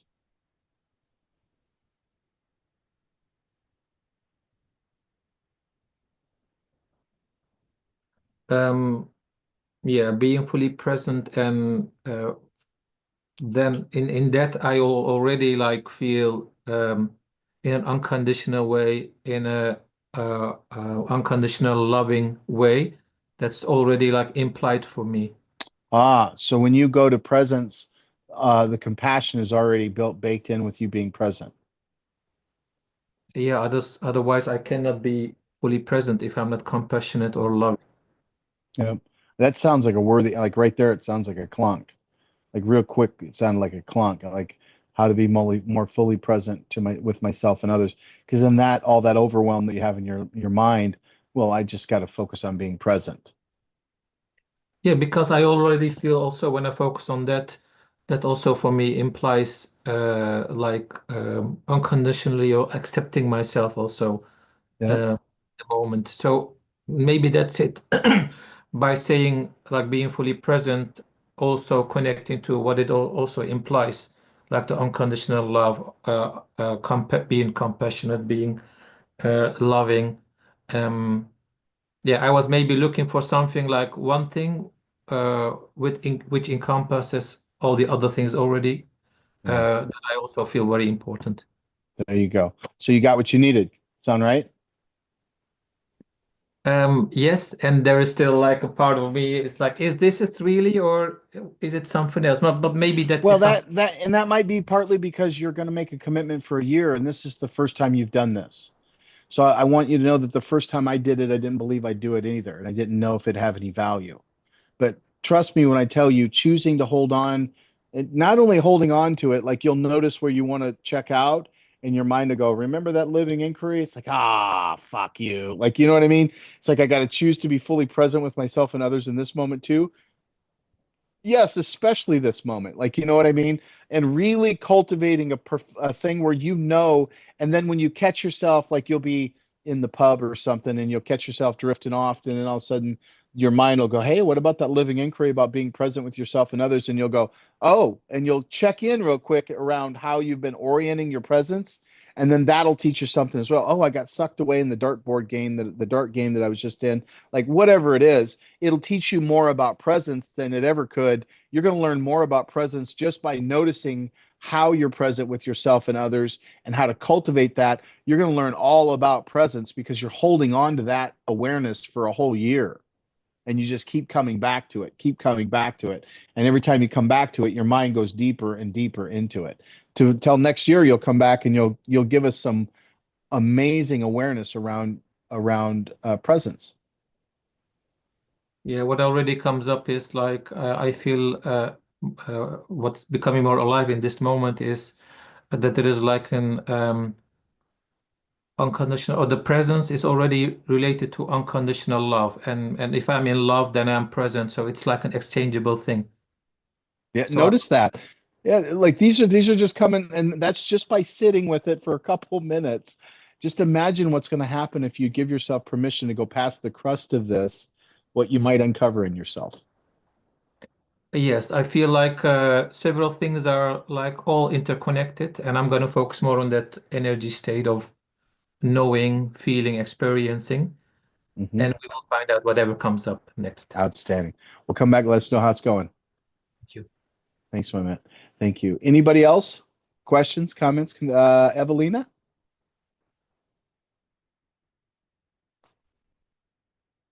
These are great questions, by the way. Hi, Happy New Hey, Year. Happy New Year. I noticed that when I care about when I, build connection and I care about people, I tend to idealize. I don't know. I'm looking for the question. I'm looking for the question. So I noticed that um I tend to idealize like to where I mean it's gotten better because I've had like some disillusionments about even my step parents and things like that. Where like I idealized my dad for a really, really long time, pretty Mhm. hardcore, and it's like, him dropping me with the concussion has been kind of a disillusionment, and also like the way that he's treated me as a result of like around that has been like definitely a disillusionment. And I think I know where it comes from because like my grandmother was my sole provider when I was a child, and she also abused me Mm. emotionally and physically. So I Oh, think it's wow. like it was just survival, right? It was survival. I had to idealize, and I love her very much still, right? Like as a human being and as my provider, as a just everything that I know about her as a human as a whole, and having understanding where that kind of thing comes from as well. So, um, but it's like I'm in this place where I'm like trying to expand my local community and connect, create new connections. And I'm like, I want to start. How do I start? Like the question is kind of like, how do I start the connection without that kind of created fantasy? Because I noticed that I already like, as soon as I have an idea of I might have a new friend or whatever, like I already am idealizing the relationship and I really am idealizing them. And I'm like, wait, this is not grounded. And I recognize that now. At least I've gotten to the point where I can see it. What But is that part of you reaching for? What does that idealizing do for you? it's a good question. Um, I don't know. That's a good question. I think that's the question then. Because it would be, can I find a way of doing that for myself without having to put them up on a pedestal that they're going to end up falling off of anyways? Because you're setting yourself up and them for fall. If you put me, I'll tell you Yeah. right now, if you idealize me, it's going to be rough for both of us because you're going to put me up on a pedestal and I'm going to fucking fall off it. Like I know I am, right? I Right. just Well, I know know I am. I see people as, with grace because I know they're human, but at the same time, like I notice my brain going to these places before I even know someone. right? Mhm. Sometimes So like, and are that's you, a little when bit like, you're imagining them, go into because it sounds like you're running scenarios. Are you imagining, you're looking at possibilities, and when you're imagining those possibilities, are you seeing them as somehow your savior? Are you seeing them somehow as the friend that brings you connection? Like, what is the thing that when you're imagining, what is the thing that you're picturing is the magic sword there? What is the thing that they're bringing to the table that you're idealizing?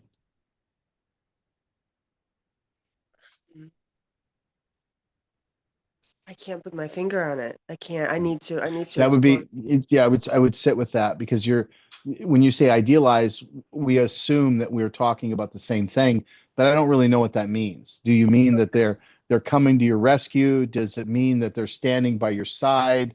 Does it Um, mean that they're going to be your pet and they're going to let you pet it and keep no, it and pretend like it's your own kind of thing? Like, uh, what is the thing that you're idealizing? You know what I mean? There's a scenario that's always you're going to be running. safe. I think it's about safety. Like, yeah, I think it's about safety. Yeah. So notice in your mind, you're like overcompensating safety. So you're projecting that they're bringing you safety. Is that what it is? Well, I think like when I think about like if it's not safe, then hold on, it was there and then it went away. You're doing great. Okay, what they bring to me, what I idealize them. I think it's like if I don't idealize that there's a sense of safety, then there's paranoia and like like it's the only way. It's not the only way, but it's like a pathway for me to have closeness. Other Ah, because so when I don't have that at least a little bit, like then I go into the paranoid, oh, they're trying to like, hurt me or this, this is the other side of it. Is okay. where it's And like so are it's you sitting in the other side of it, and this is your way of breaking free of it? I think that's what my mind is doing, is trying to break free of like, oh, I'm gonna just hide here and protect myself and not have connection and not have any kind of relation with them because that's safe. And then so my mind goes into, let me idealize this so I can have a pathway to connection. But So if you go in and look at but it that goes to moment extreme where, rather than being open, right? It's more than openness. It's more like extreme of yeah, idealizing. now you're bullying yourself to let go and trust. Now you're Kind forcing something upon yourself. Is Hmm. it is that what's happening? I I don't don't know. know. I'm not in there. I'm asking more than telling. Like I don't want, I can't tell you what you are or aren't doing. Only you It can. doesn't feel like it it just feels like it doesn't feel like bullying. It just feels like I get like I start How about a floating in flooding? the clouds. It's Does it just feel I like you're start floating in flooding? the clouds, Yeah, basically. magical thinking. Yeah, it's I'm Yeah. floating in the clouds instead of Neither being one of where. those are safe. You realize that you're not safe in either one of those. Oh, I know. Yeah, I know. That's why I don't want to do it anymore because Okay. it's not Okay. really.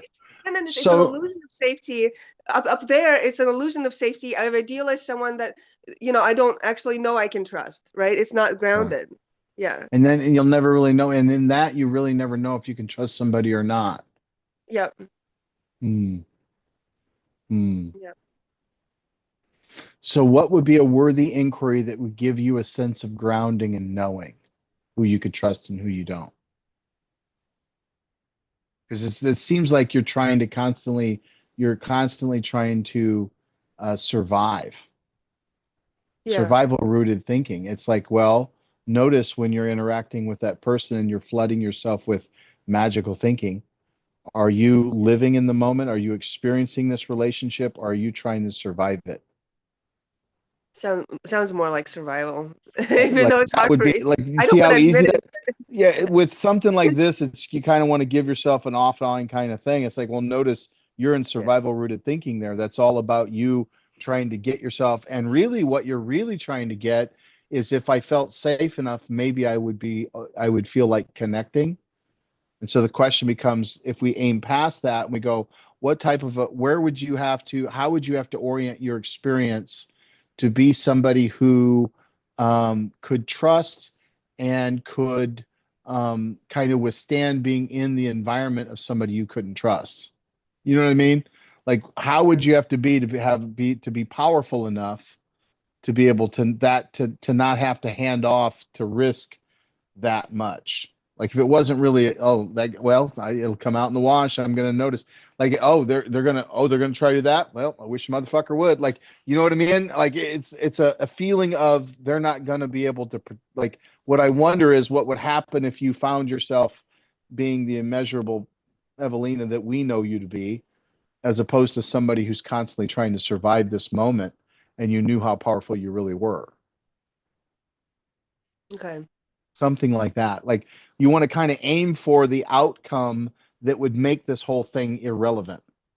Like Right. who is the me that I need to show? Like, for example, let's just do a water slide moment, a moment where you didn't know whether you could trust this person, whether you felt like you couldn't, or you felt like you overly trusted them or whatever, and you found yourself like this gentleman did, and you're like, holy shit, and you're like, well, we're in it now. It's gonna, and everything, if nothing else, I'm gonna have a great story to tell at the end of it. Have you ever had one of those moments when it comes to interacting with people? Oh, I need a little more con understanding Something of that what you I mean. start to go into an adventure type feeling where it's like, well, let's see how they play it. It's like, I'm gonna let them play it however they need to play it. Oh, And you know what I mean? It's like, I don't need to worry yeah, about whether they're gonna try to cut me because they're not gonna be able to hurt me anyways kind because of, I'm untouchable yeah, kind of thing. non-attachment and just kind of see where things go. Yeah. Okay, so it was a non-attachment just to see where things go. And when you were able to sit in that non-attachment, did that non-attachment just allowing whatever, there's a level of trust that comes there? Is that yes? Is that correct? Yeah, trust for myself. Trust for yourself, but the trust is coming from here. Yeah, yeah. Okay. That's where, And at least in the context that I'm thinking of, when I had that sense recently, like when my friend, kind of betrayed my trust, and I was kind of like, well, I'm gonna stand my ground. Here are my boundaries. I'm gonna let it, I you can remember do that. whatever you want with that. Yep. It's up to you whether you want to repair this or not, and that's okay either way, you Right. know. And And that's you and how did that feel for you when you stood there in that place, allowing them to get powerful, to powerful? powerful. Yeah, Okay. Holding on to this space. Now go look at one of those relationships that you just talked about yeah. that I magic moment it or I now notice where is your power in that? Are you still orienting from that same sense of power or are you in a different identity there? I think, oh, it's the uncertainty. I think it's the uncertainty that gets me into the flowers and the clouds and whatever. Yeah. It's the You get to that uncertainty. uncertainty and then instead of standing in your power, Yeah, we're going to see how this goes. So then you just go to just magical thinking. Everything's going yeah. to be roses and plum cakes. And what happens if you load back into we'll see. We'll see. What happens when you load back into that space? Queen energy. Queen energy. Okay. So Yeah, sovereign. That's yeah, you sovereign. see what we're playing with here? Yeah, It's about finding that sovereign energy in you, that inner queen in you, and orienting from that. Not just when these moments arise, but right now, just allow yourself to orient from that queen energy and we'll see what goes on. Allow your power to come fully online. And then yeah. just kind of sit in that. Now look around the room, look at everybody that's in this call with you and feel that part of you come online and go, huh. And what if you chose to cultivate an experience from this part of you for an entire year? And Mm. whenever you, oh, wait a minute, I don't know what I'm doing with myself. I know what I'm doing. I'm cultivating the queen today. I'm going to walk around. You know what I mean? And you find in just forever how long you can hold it. Maybe it's a couple minutes. Sometimes I hold on to it for an hour, but then I Yeah, might not remember it again for a week. I might not remember it for 2 weeks, but somewhere along the line, I'm going to hear inquiry. I'm going to hear living. I'm going to hear, contemplation. I'm going to hear some word that's going to make me think of this exercise. And it's like, oh, that's right. And then I'm going to cultivate from that. And then magically, that's going to give me, I'm going to look through, oh, I'm glad I was paying attention here. I just got an insight I would have never gotten had I not been holding on to it and mm, choosing to cultivate from that queen. So that now when you catch yourself in that magical thinking, your queen comes online and says, wait a minute, we've been working on a better position. Why don't we go look from this window? And now because you've built that, your mm. feet have gotten used to going to that window, then it's that much easier for you to get there.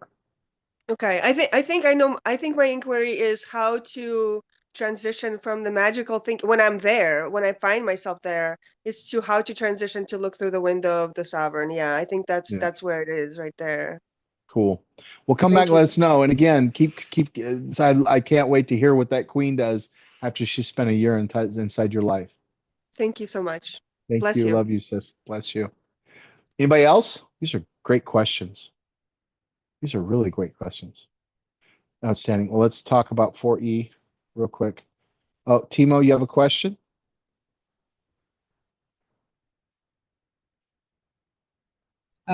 Yes, I do. So with the inquiry I have, because I feel like love might have been my one for last year. Um, and I believe, or I hope, I don't know, that I think the security or like safety might be one for this year because I feel like I'm always chasing. Yeah, I know I've talked about this before. But I feel like I'm always chasing safety, security, like in something, like, you know. So I think once I can realize that that's in myself, like, am I on the right track? Once I realize that that's within me, Mm-hmm. then that chasing this security, safety through at the outside, then maybe that can kind of like stop or you know, that whole like I'm hoping anyway. I'm not really know what to expect, but is that kind of like the am I on the right track Yeah, pathway? well, it sounds like it. It's like how do I cultivate and how did I cultivate safety today? How was my experience of safety today? Moving towards the feeling of again, we're still looking when we're looking at safety, we're still in survival rooted programming. So it's like, what do I need to do to experience more of life today? What do I like right now in this moment? And you see right now safety is blocking. It's like, okay, well, I need to be in charge of my safety. Lock into that. Okay, I got that. Great. Now, are you going to live in that, or are you going to allow that to rule you? In other words, you're going to constantly be feeling unsafe because you're not giving your sense of feeling of safety. You know what I mean? Now you get to feel significantly insignificant because you're not giving yourself the safety that you told yourself you were responsible for. But then you get to beat yourself up for not giving yourself the thing that you told yourself you'd give yourself. You know what I'm saying? You go round and around and around. That's not worth chasing. None of that is worth chasing. What's worth chasing is Timo experiencing more love in her life. She, Timo experiencing life itself, really allowing Yes. yourself to like right now in this moment, are you safe? Yes. Notice what it feels like to be safe. And just allow yourself to see that you brought the safety to you today. Your safety was brought to you, Dave, by the woman called Timo.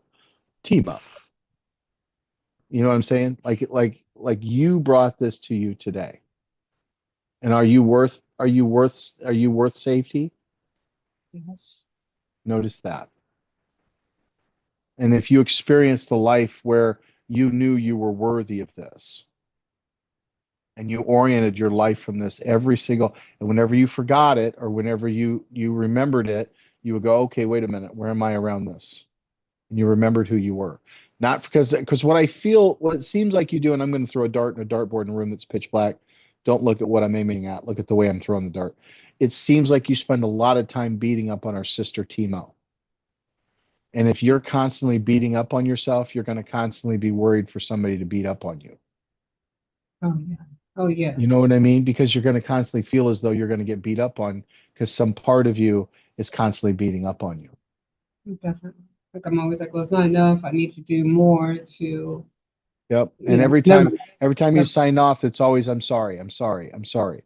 Like somehow you've done something that you need to apologize to me for. It's like, girl, I'm grateful you're here. Like, you know what I mean? But I don't get to tell you that without you actually hearing it because you're so certain that you have something to feel sorry about, which then makes you not feel safe. exactly. So is that like a inquiry, the living inquiry? Is that a good living inquiry I can try to work on? What did you get out of all that? What did you get out of what you just chewed on? We chewed on a lot. Really, I Thank you got for being that. my teacher. I got really, I really need to love myself more. Mhm. So right there, notice where your relationship is with loving yourself. And when you ask that question, it's not about judging it. It's about assessing it for tending. Does that make sense? Because you'll go, I'm not loving myself at all. And then you'll beat up on yourself for beating up on yourself, won't you? Timo? Okay, so it's more like I think I understand the concept of love, self-love, Uh-huh. but maybe I haven't been oriented. Okay. Yep. And what does that mean? Right now, if you oriented, do you love yourself?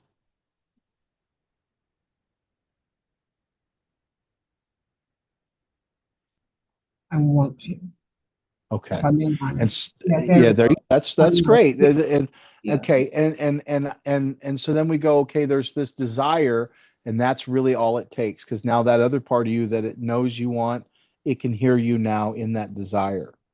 So the question becomes, how close can you get to it? Can you get to liking yourself right now? And you're always moving towards that direction. Does that make sense?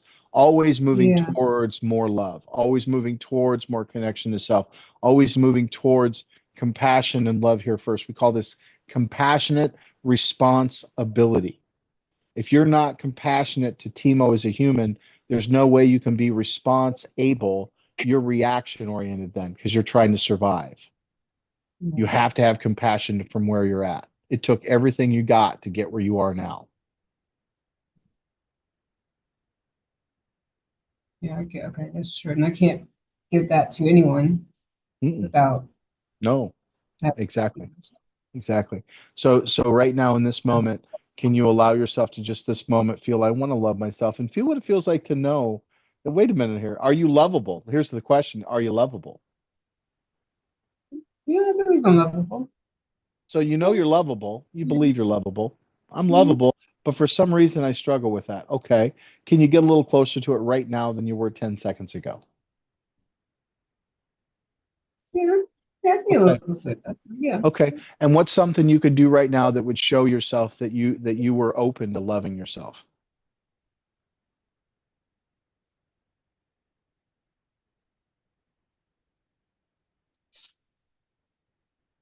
Something I've already started doing, but this is like I've gotten to my routine, Mm-hmm. gotten back to my routine even before the new year, Yeah, which is that's take care of myself, like the yoga and stuff. So good, good. it's So the good. routine is like, feel what that feels like. The routine is about loving myself. Yeah, Yep. taking care. It was just taking care of myself. Yeah. Yep. Yep. So noticing now notice that not only are you noticing that you're loving yourself, but now you're noticing things that you've done to love yourself already. You've already been loving yourself. You're just Yeah. not noticing it. You're just not noticing it. It's like, wait a minute, I'm back in my routine. I'm moving.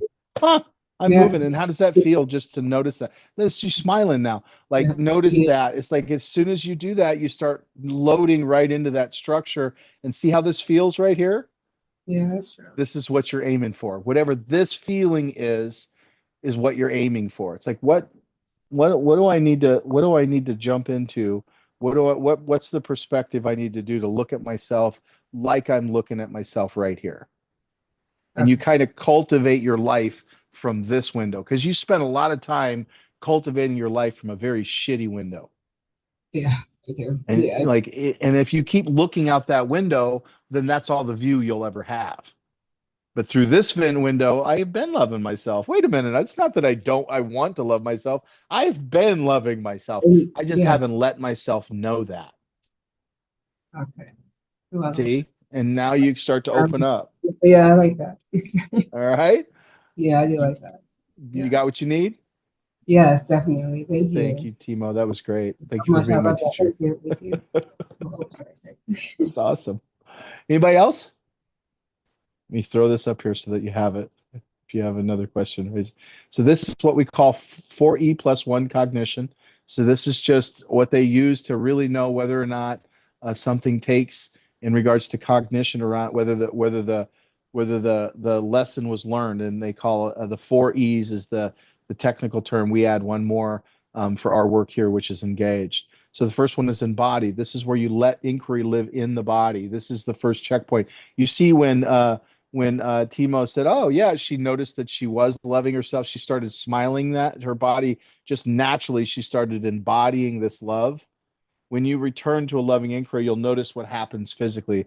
You'll see your breath slows down. You'll notice, like when I go into this, the experiencing the sacred, I would drop down. I would soften.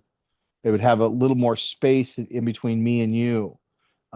You want that to happen. The embodiment means I'm pausing, I'm recalling the inquiry, I'm taking a nice slow breath, I'm allowing the body to engage, to embody this inquiry, go into the space of, and then how I know. It's like Joe on the water slide experience, and really slowing himself down and coming to the place where he knows he's on an adventure here and the adventure is worthy of him. And then the second one we have is inactive. And what this means is, are you acting as if? Inactive means inquiry kind of shows up in your behavior, not as an effort, but as an orientation, as a choice of intent. You'll notice things like you start to respond instead of react. You start to notice where I'm listening a little bit longer. Start to notice where you're choosing silence where you would normally kind of try to explain yourself, or maybe you'll ask a deeper level question, or you might pause before you speak. You don't need to really apply the inquiry. If the inquiry shifts, if the orientation shifts, the behavior will naturally follow. It's like, I'd like to be more this. Okay, well, if you're this deeper thing, then the behavior just naturally flows right into it. Kind of think of being a method actor and taking on the identity of something. Like you pick up that character and you allow yourself to orient from that space and letting that identity, that orientation, that enactment breathe inside of you. My all of last year, I had to spend a whole year to learn how to slow down and not to anticipate what the next question was going to be, what the next question needed to be. I had to allow myself to slow down enough, and then I had to let go of any story at all. And at first, it was discombobulating, and so I really would slow down. But that slowing down then opened up the ability to hear, which led to the next inquiry, which was to really listen. Then we go to embedding, and that's where it means where you place the inquiry into your environment so that you can find it. So you might write it down on a piece of paper somewhere you can see it so you don't forget. You might have a word. I have my Jaime, right? So a symbol or some kind of a trigger, some kind of a cue, which brings us to learning about glimmers. So, like when you're getting ready to go on stage and perform, does Sasha Fierce, when does she show up? Usually when I hear the crowd, when I put on my stilettos, when like the moment right before when you're nervous and that other thing kind of takes over for you.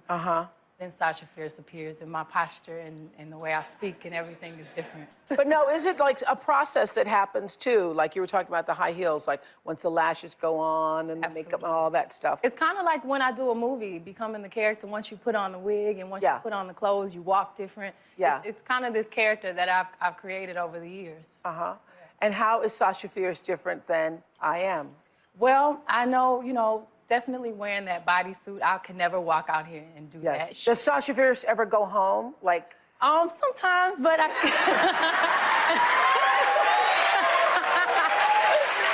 often. Only on special occasions. Never show up and shows up sometimes at the house. But definitely when I'm nervous or whenever I have to perform, whenever I have to do choreography or something that's difficult, and it's no different from anyone else. I feel like we all kind of have that thing that takes over when it's so. This is what happens when we enact the inquiry, we bring the inquiry online, and then we have, she talked about putting her clothes on, putting her wig down. These are glimmers. These are triggers that are positive triggers, positive anchors that remind you to return back to the point that you're working from, that you're cultivating from. These are embedded cues to remove the need for discipline. The environment does the remembering for you. That's what a glimmer does. And if you find, like, what are the things that I can bring into my awareness? I got all kinds of them. And the reason I do that is because I forget. But if I can remember to dig in that same hole, then I will have gone much farther than I would have had I let that go. And then we have extended. This is where we start talking about journaling. Like, we don't think alone. Extended means you let the inquiry live outside of your head. So you speak it out loud, you share it inside in the community, you pick up study material. I talked about going and watching Amistad. I talked about when I was working on compliments, I went and listened to the Erotic and the Holy, and then I read Return for Love, and then I read the 12 Eros of Meaning, and I went in and started studying all these things around love so that I would learn more about that thing, so that I would inundate myself with an understanding of what love really meant. And through that process, really started to learn how to take in love. Studying material helps unplug and from the things that you don't want to buy into, and plugs you into a deeper state of consciousness by focusing you deeper and deeper into that awareness. When you articulate an inquiry, it really sharpens. You hold on to it, and then you let it go, and you come back and you hold on to it again, because you've picked it back up a second time. You get 4 times the value. Learning how to hold on to it for an extended period of time and having those resources to help you do that will have invaluable impact in your research. We have the TIP program, where we help you hold on over 14 weeks to an extended process, and we do that so that we can extend out your ability to expand your consciousness past your fingertips. And then every time you touch it, there's an exchange of meaning. When you hear others share theirs, yours will deepen. This is why practice stabilizes in community. And then finally, the last one is engaged. How fully are you with the inquiry? So you can be remembering that, but not curious about it. Like, I can remember I've got a living inquiry, but I'm not being curious about it. I can repeat what it is, but I'm not really hearing it. I'm not engaged with it. I can hold it, but I'm not letting it work through me. Engagement answers different questions. Am I willing to be changed by the inquiry right now, in the moment? I hold on to it and I go, I don't want to listen right now. Oh, isn't that interesting? You don't want to listen right now. Why is it that you don't want to listen when you know that that's the inquiry that you've been working on this year? And I start to notice where I'm resistant around hearing you, which then teaches me something else about my programming, something else about the structure. Every time I don't go into my inquiry when I think about it, that also teaches me something about my inquiry. So just choosing to hold on to this a year, in and of itself, every time you reach over for that inquiry, it's going to teach you something if you give yourself permission to be engaged with it. Engagement's not an effort, it's openness. It comes in all levels and flavors. I can be more engaged in one area but less engaged in another. Not only is it whether I'm engaged, but how am I engaged? These are all questions that you need to ask when you're looking at how you. Looks like Anna Ellie, do you have a question? Sorry. So from that video, which from the mental cleanse, it's about identity. I guess I'm curious how to come up with my inquiry for the year, and I guess it's a multi-layered question. And then like how to fight against the defense mechanisms that make me want to forget that I'm doing the inquiry or fight against it, just like you're saying. Mm-hmm. So is it that you you know what the inquiry is, but you don't want to do it, or do you intelligently ignore it so that you don't remember that the inquiry is there? So I think yesterday I had a little bit of a situation where it's like, oh man, this thing plays out 20,000 times, but I don't know how to identify what inquiry would kind of dismantle it. Mm-hmm. Well, see, now notice you're still trying to choose an inquiry to fix a problem. Yeah.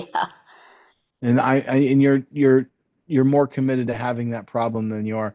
I would move past all that and go, okay, what would be the thing that you would have to cultivate inside of yourself where none of that would even matter?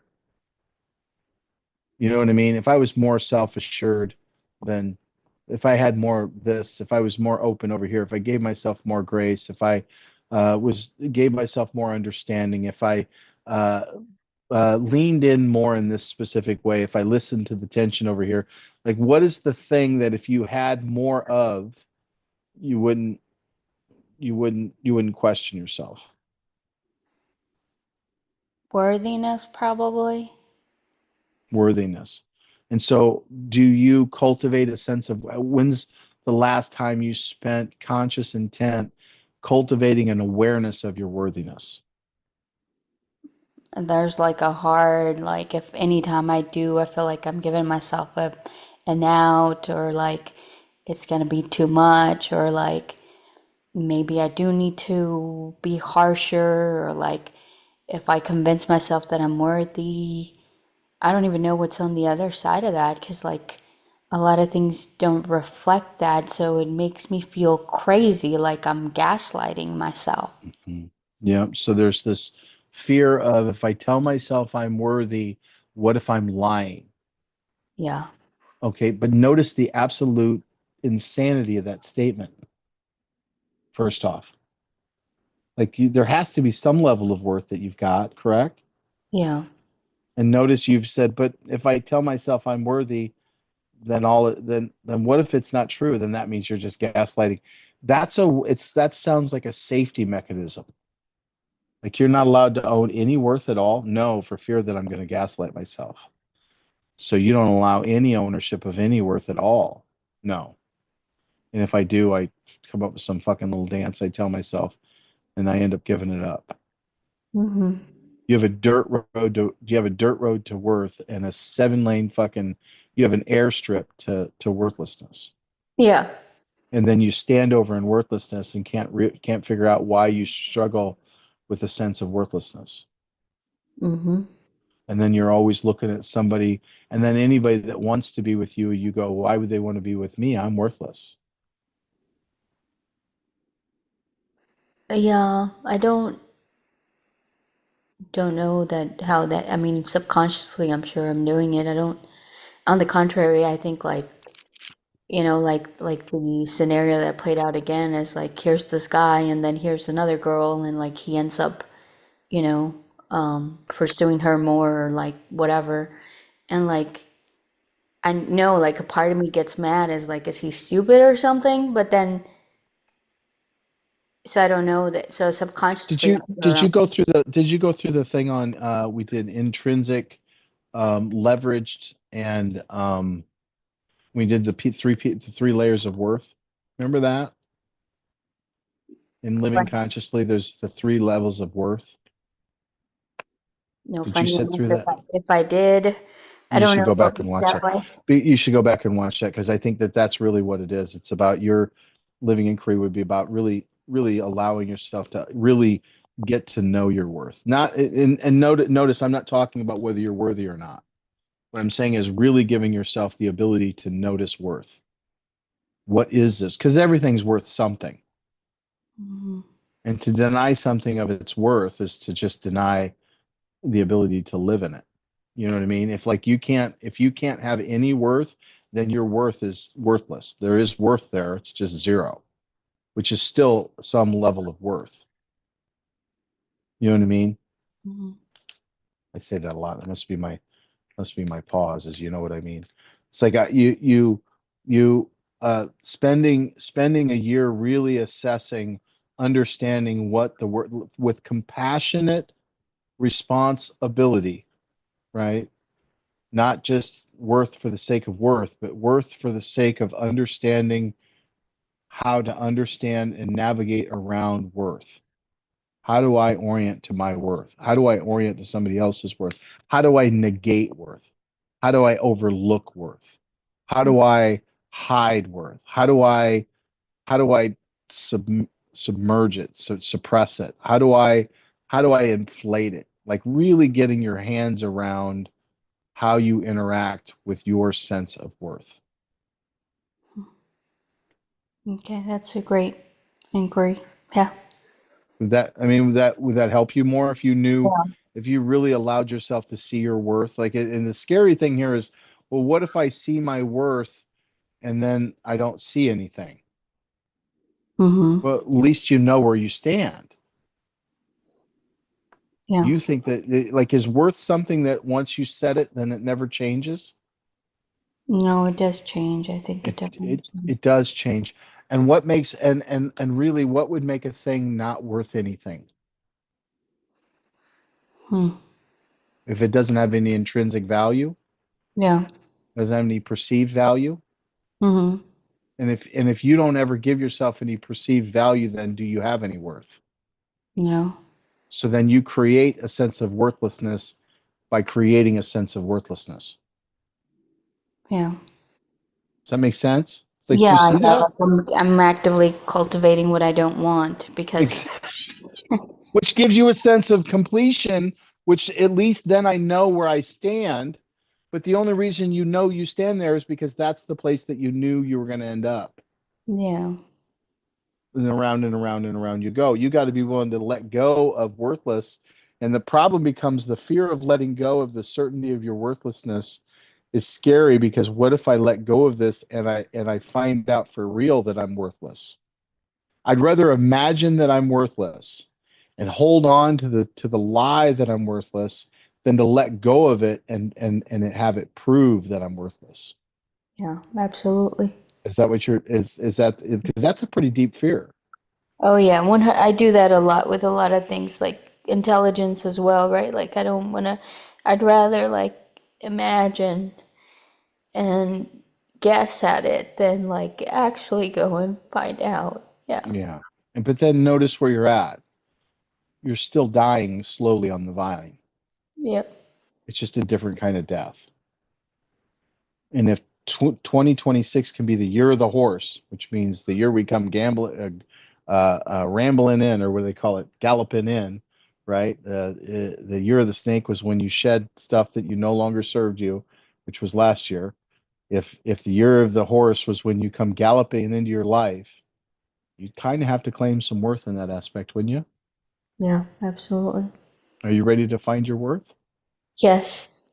Outstanding. I'm ready to. I'm going to enjoy watching that come online for you. Thank you. I bought Thank you. plane tickets for Age yesterday. Oh, did you really? You're coming? Yep. Oh, outstanding. Make sure we get you in here. We got to get going then. Outstanding. Now it's going to be party. Outstanding. Well, we'll see you soon then. Okay, love you. Love you too. That's awesome. Anybody else?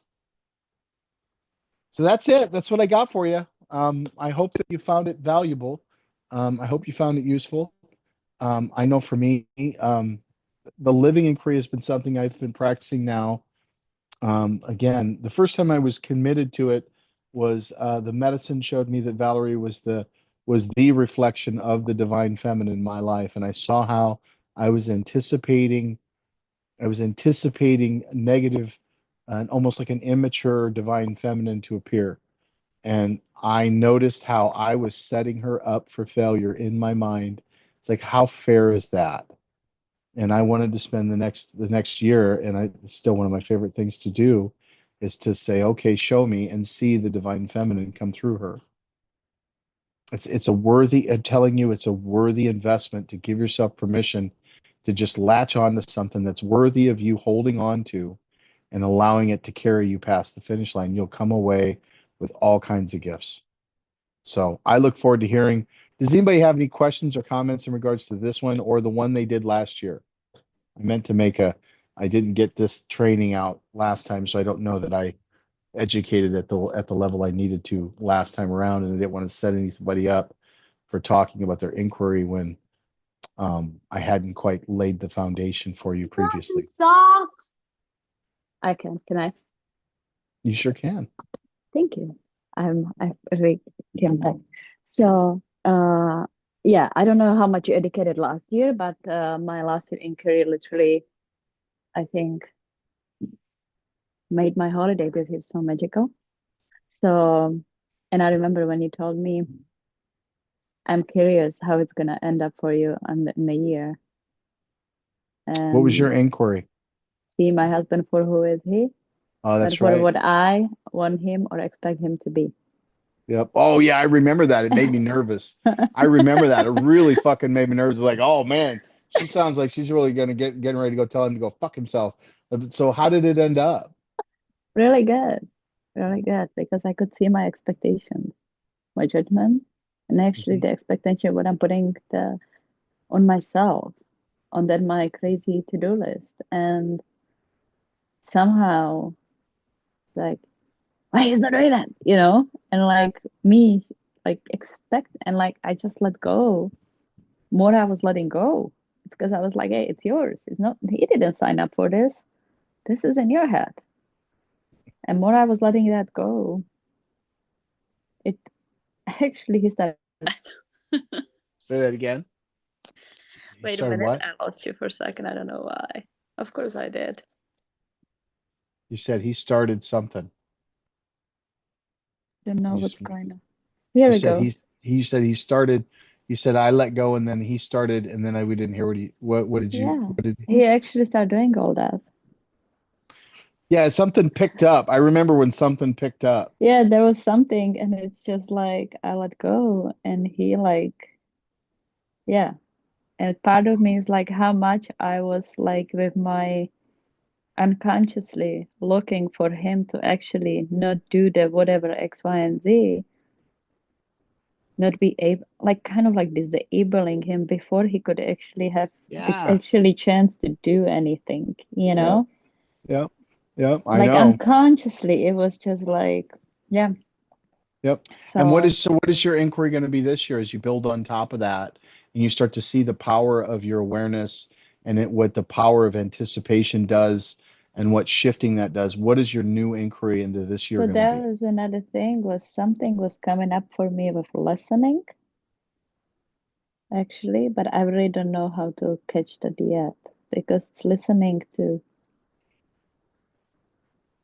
but not like listening with just all for you, but actually listening with where the person is on their hero journey. Makes sense? Yep. Oh yeah. It And makes hold perfect. that space and allowing to be, but it turns around to go back again without my expectation and judgment. Well, yeah, it'll be something that you're going to have to keep digging at. Yeah. It'll be Yeah. something you have to, because once again, you see how your anticipation, that what is story, but story is the way that I can anticipate what the next paragraph should be. That's what story is. It's so I go and I start to lean in the way that I think the story is going to be. I think, well, hold on a minute. Am I really in their story? Am I really listening to Lenka right now? Or am I anticipating where the story is going to be Yeah. so I can set up my knowing so I can be safe in what I know? Like, what is Yeah. the reason? And I have to assess that for myself. So really listening means, am I really listening? And then I've got to stop. And when I do that, for me, it's a weird muscle because it's like I don't know that I've ever really listened And that's the until thing, now. because also part of me is like, I can see how I am, there is a part that wants to keep me safe, right? So I want to know where you are because that's the safe for me to, you know. But am I actually listening where you are, or where whoever, not you, but like whoever is? Well, Or and am we're I really listening talking the, about the illusion of safety yeah, because that's not really safe. no, it's It's, not. and if you're not really listening to me, that means that we're really not in conversation. Is Uh-huh. that really safe? Right. It's And not. that's what it's not. And that's what kind of make me think about it, because I can build from what I was doing this year with Matt to actually go even, it feels like slightly level deeper, you Mhm. know, to Yep. actually like, okay, to actually stop and listen. So yeah, I guess that's it. That sounds great. I look forward to seeing. I look forward to seeing where this one takes you next year. Thank you. Thank you. Anybody else? Well, Happy New Year. And let this be the first time I haven't told you this all year long. I love you. I really do. And I am grateful that I know you love me. And I am grateful to be on this journey with you and to be learning from you in this place. I look forward to listening to you this year and whatever that looks like. And really maybe hearing you for the first time. Um, I hope that you pick up this living inquiry. If not, pick it up as best you can and just to see whatever it is you're able to carry from that. Because even doing it, there's no way you could be a monk and do this perfectly anyways. Just give yourself permission to be okay with right where you're at because it's probably more than enough. All right, y'all. See you next week. Have a great day. Next week we start with Stephanie. We'll be doing, she's not on here right now. She had to drop off. We're doing goddess training next week. So I'm excited to see what that, I haven't even seen what that looks like yet. So I'm really excited for that. So next week we start goddess training. Look forward to that. See y'all next week. Love See you you. next week. Love you guys. All right, Bye. thank you. Good night. Love you. Good night. Good night. Love you. Good night, everyone.